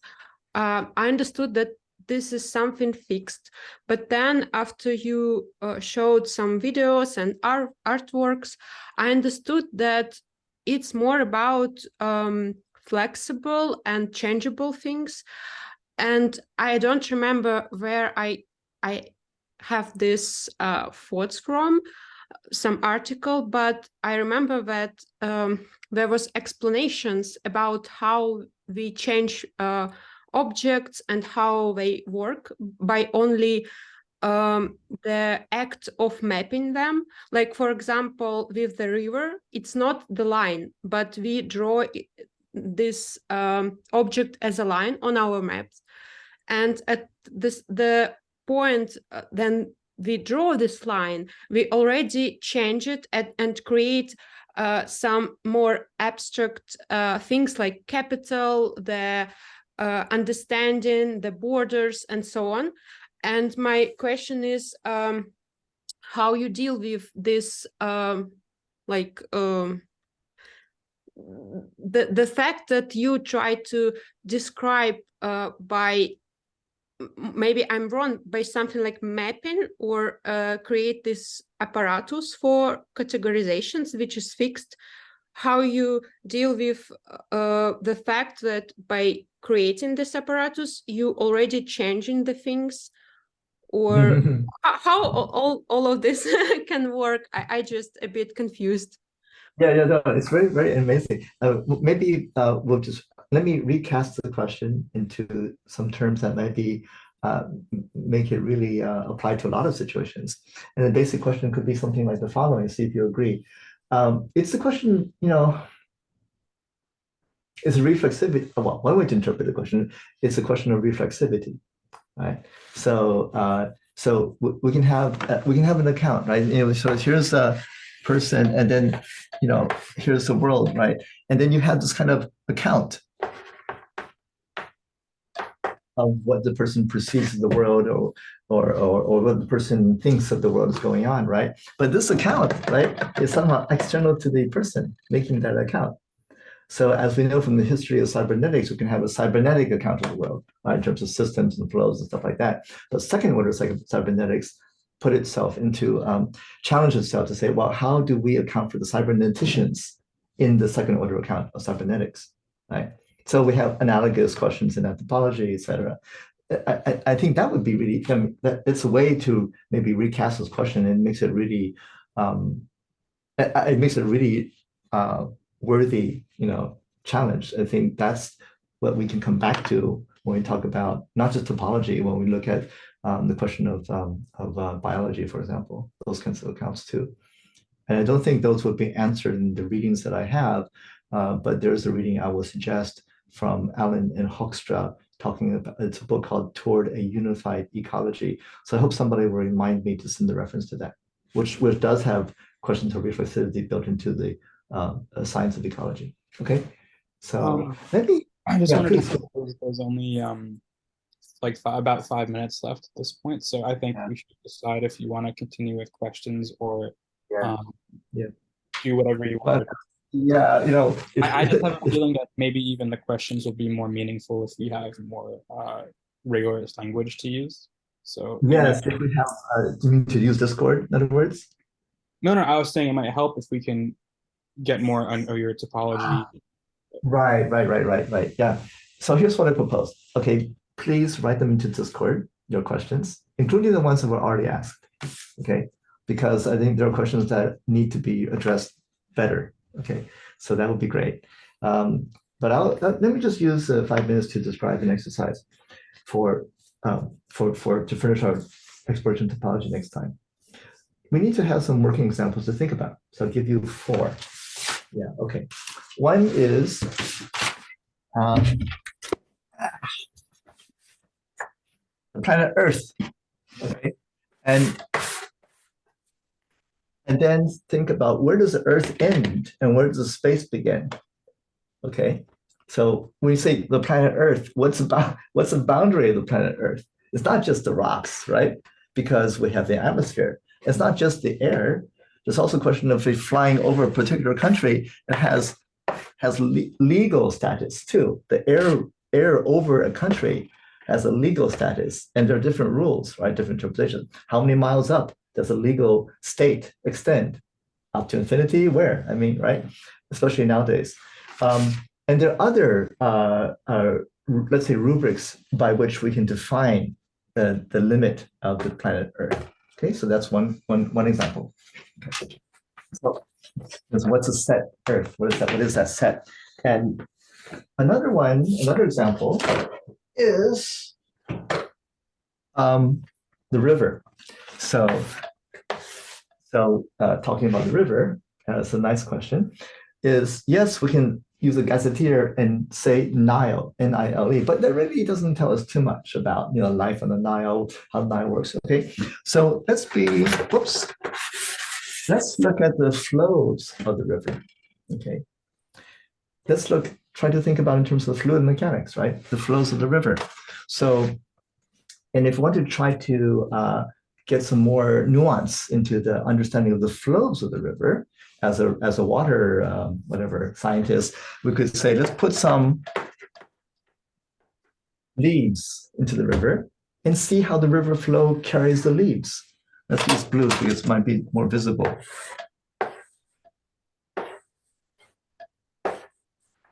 And the river might be turbulent. Maybe I better not draw with white. I better draw like this to make it easier to see. So I'll put some leaves into the river and see how they get carried along by the current. And maybe the river has some curvature here, right? And then maybe it gets into a very turbulent area of the water, and so the trajectory will be quite curvy.